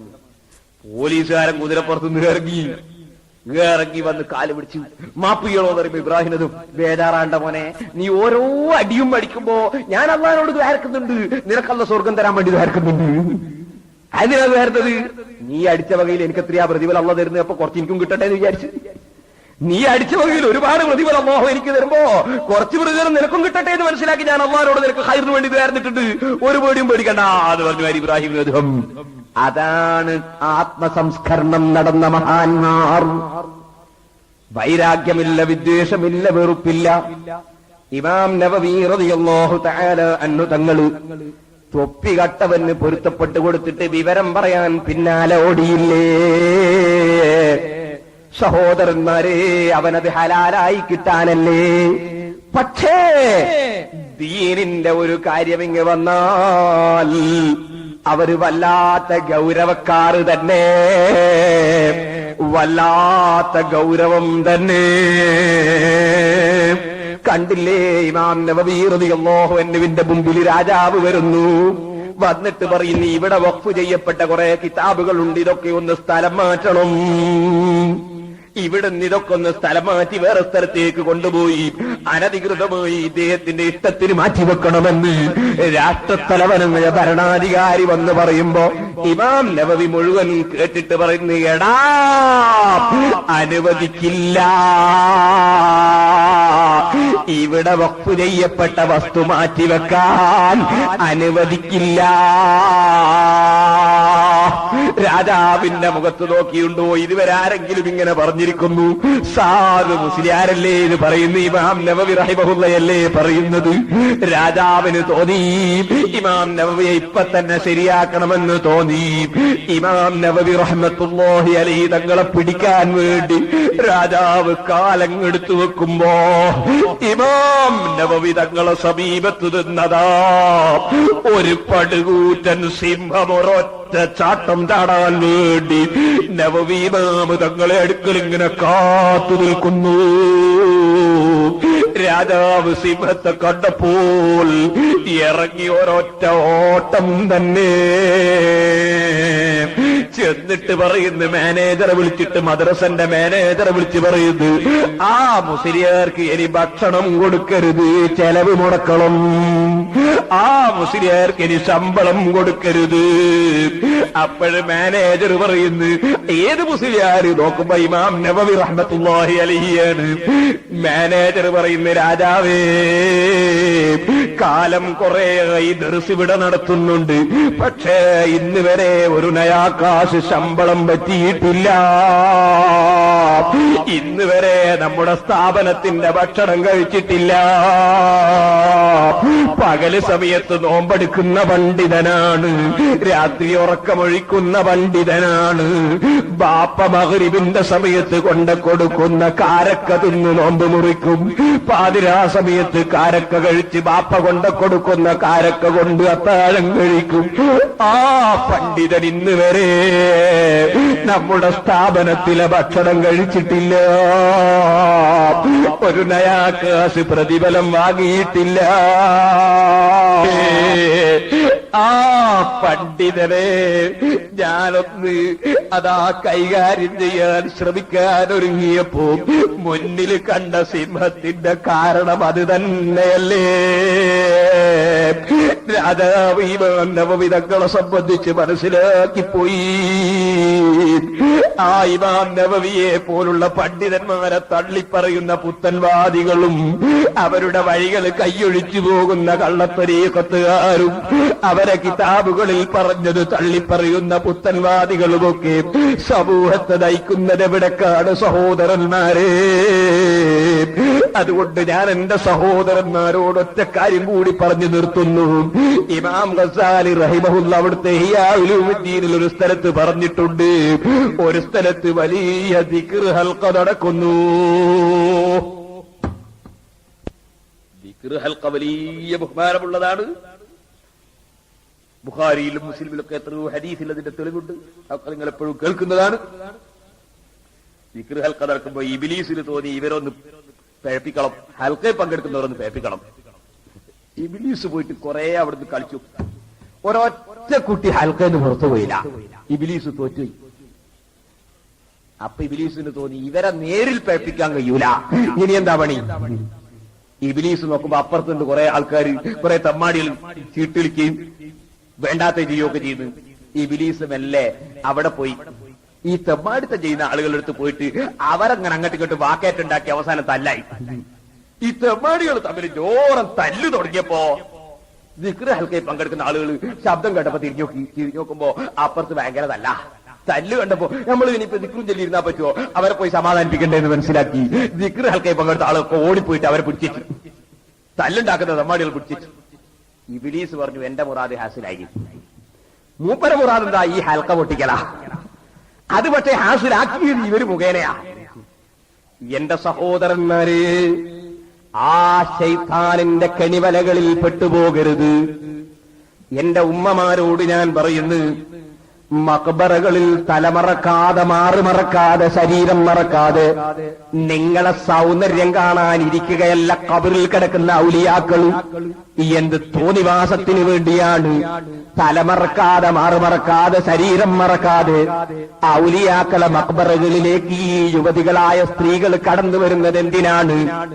അതുപോലെ തന്നെ ആണും പെണ്ണും ഇടകലർന്നുകൊണ്ട്, അത് ദിക്റിനായിരുന്നാലും ശരി, വാളിനായിരുന്നാലും ശരി, ഉറൂസിനായിരുന്നാലും ശരി, നേർച്ചക്കായിരുന്നാലും ശരി, ഏത് വിഷയത്തിനാണെങ്കിലും ശരി, സ്ത്രീകൾ പുരുഷന്മാരുമായി ഇടകലരുന്ന സർവ്വപരിപാടികളും ഹറാമ് തന്നെ.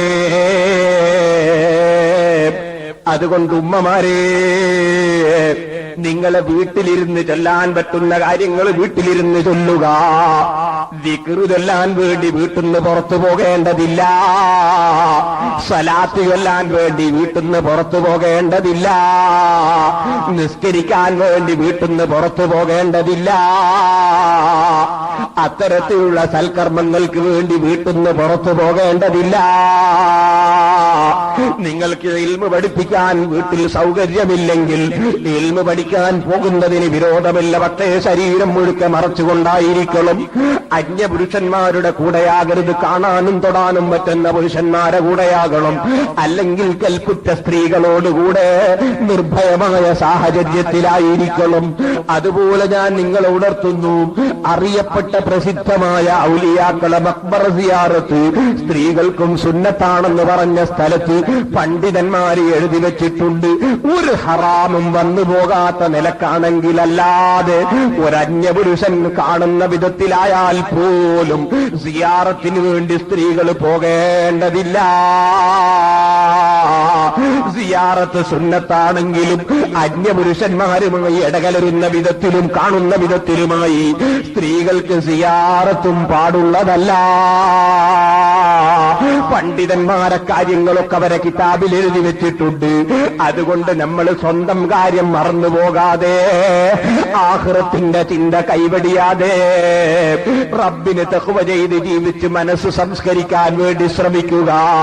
അതിനേറ്റവും വലിയ മരുന്നാണ് ഖുർആൻ നോട്ട് വർദ്ധിപ്പിക്കുക, സ്വലാത്ത് വർദ്ധിപ്പിക്കുക, ദിക്റുകൾ വർദ്ധിപ്പിക്കുക, സജ്ജനങ്ങളുടെ കൂടെ കൂടി നടക്കുക.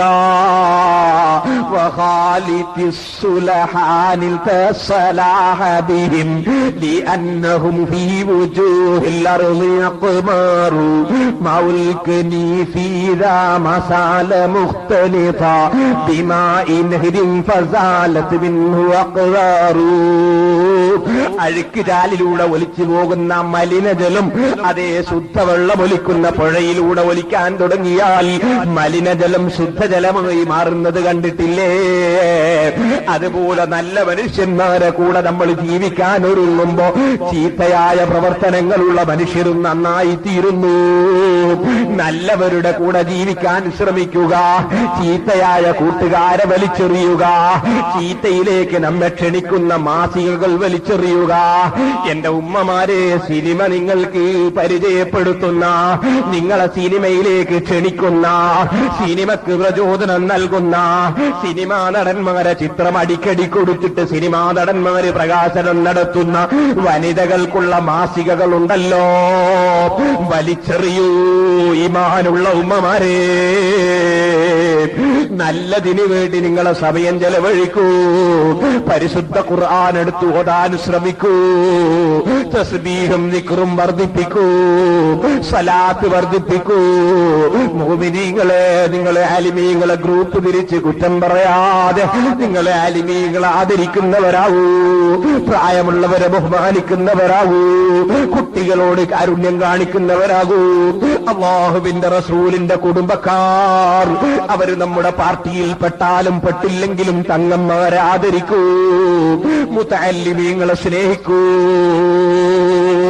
അല്ലാഹു ബഹുമാനിച്ചതിനെ മുഴുവനും ബഹുമാനിക്കുകയും അവൻ സ്നേഹിച്ചതിനെ മുഴുവനും സ്നേഹിക്കുകയും അവന്റെ സാലിഹീങ്ങളെ വഴിയിൽ കടന്ന് ജീവിക്കുകയും ചെയ്യാൻ വേണ്ടി സന്നദ്ധരാവുക.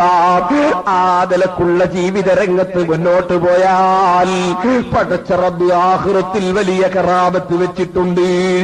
ഈ ദുനിയാവിൽ അഡ്വാൻസായും ചിലപ്പോൾ അല്ലാഹുവിന്റെ റഹ്മത്ത് കൊണ്ട് അവനൊരുപാട് കാര്യങ്ങൾ തന്നുവെന്ന് വരാം. പക്ഷേ ദുനിയാവിൽ കറാമത്ത് കാണാൻ വേണ്ടിയല്ല ഇബാദത്ത് നടത്തേണ്ടത്. ആഖിറം രക്ഷപ്പെടാൻ വേണ്ടി, ആഖിറത്തിൽ പവർ കിട്ടാൻ വേണ്ടി, ആഖിറത്തിൽ സലാമത്തിന് വേണ്ടി സൽക്കർമ്മങ്ങൾ വർദ്ധിപ്പിക്കുക. ആ ചിന്തയിലാണ് നമ്മുടെ മുൻഗാമികളായ മഹാന്മാര് മുഴുവനും ജീവിച്ചു വന്നത്.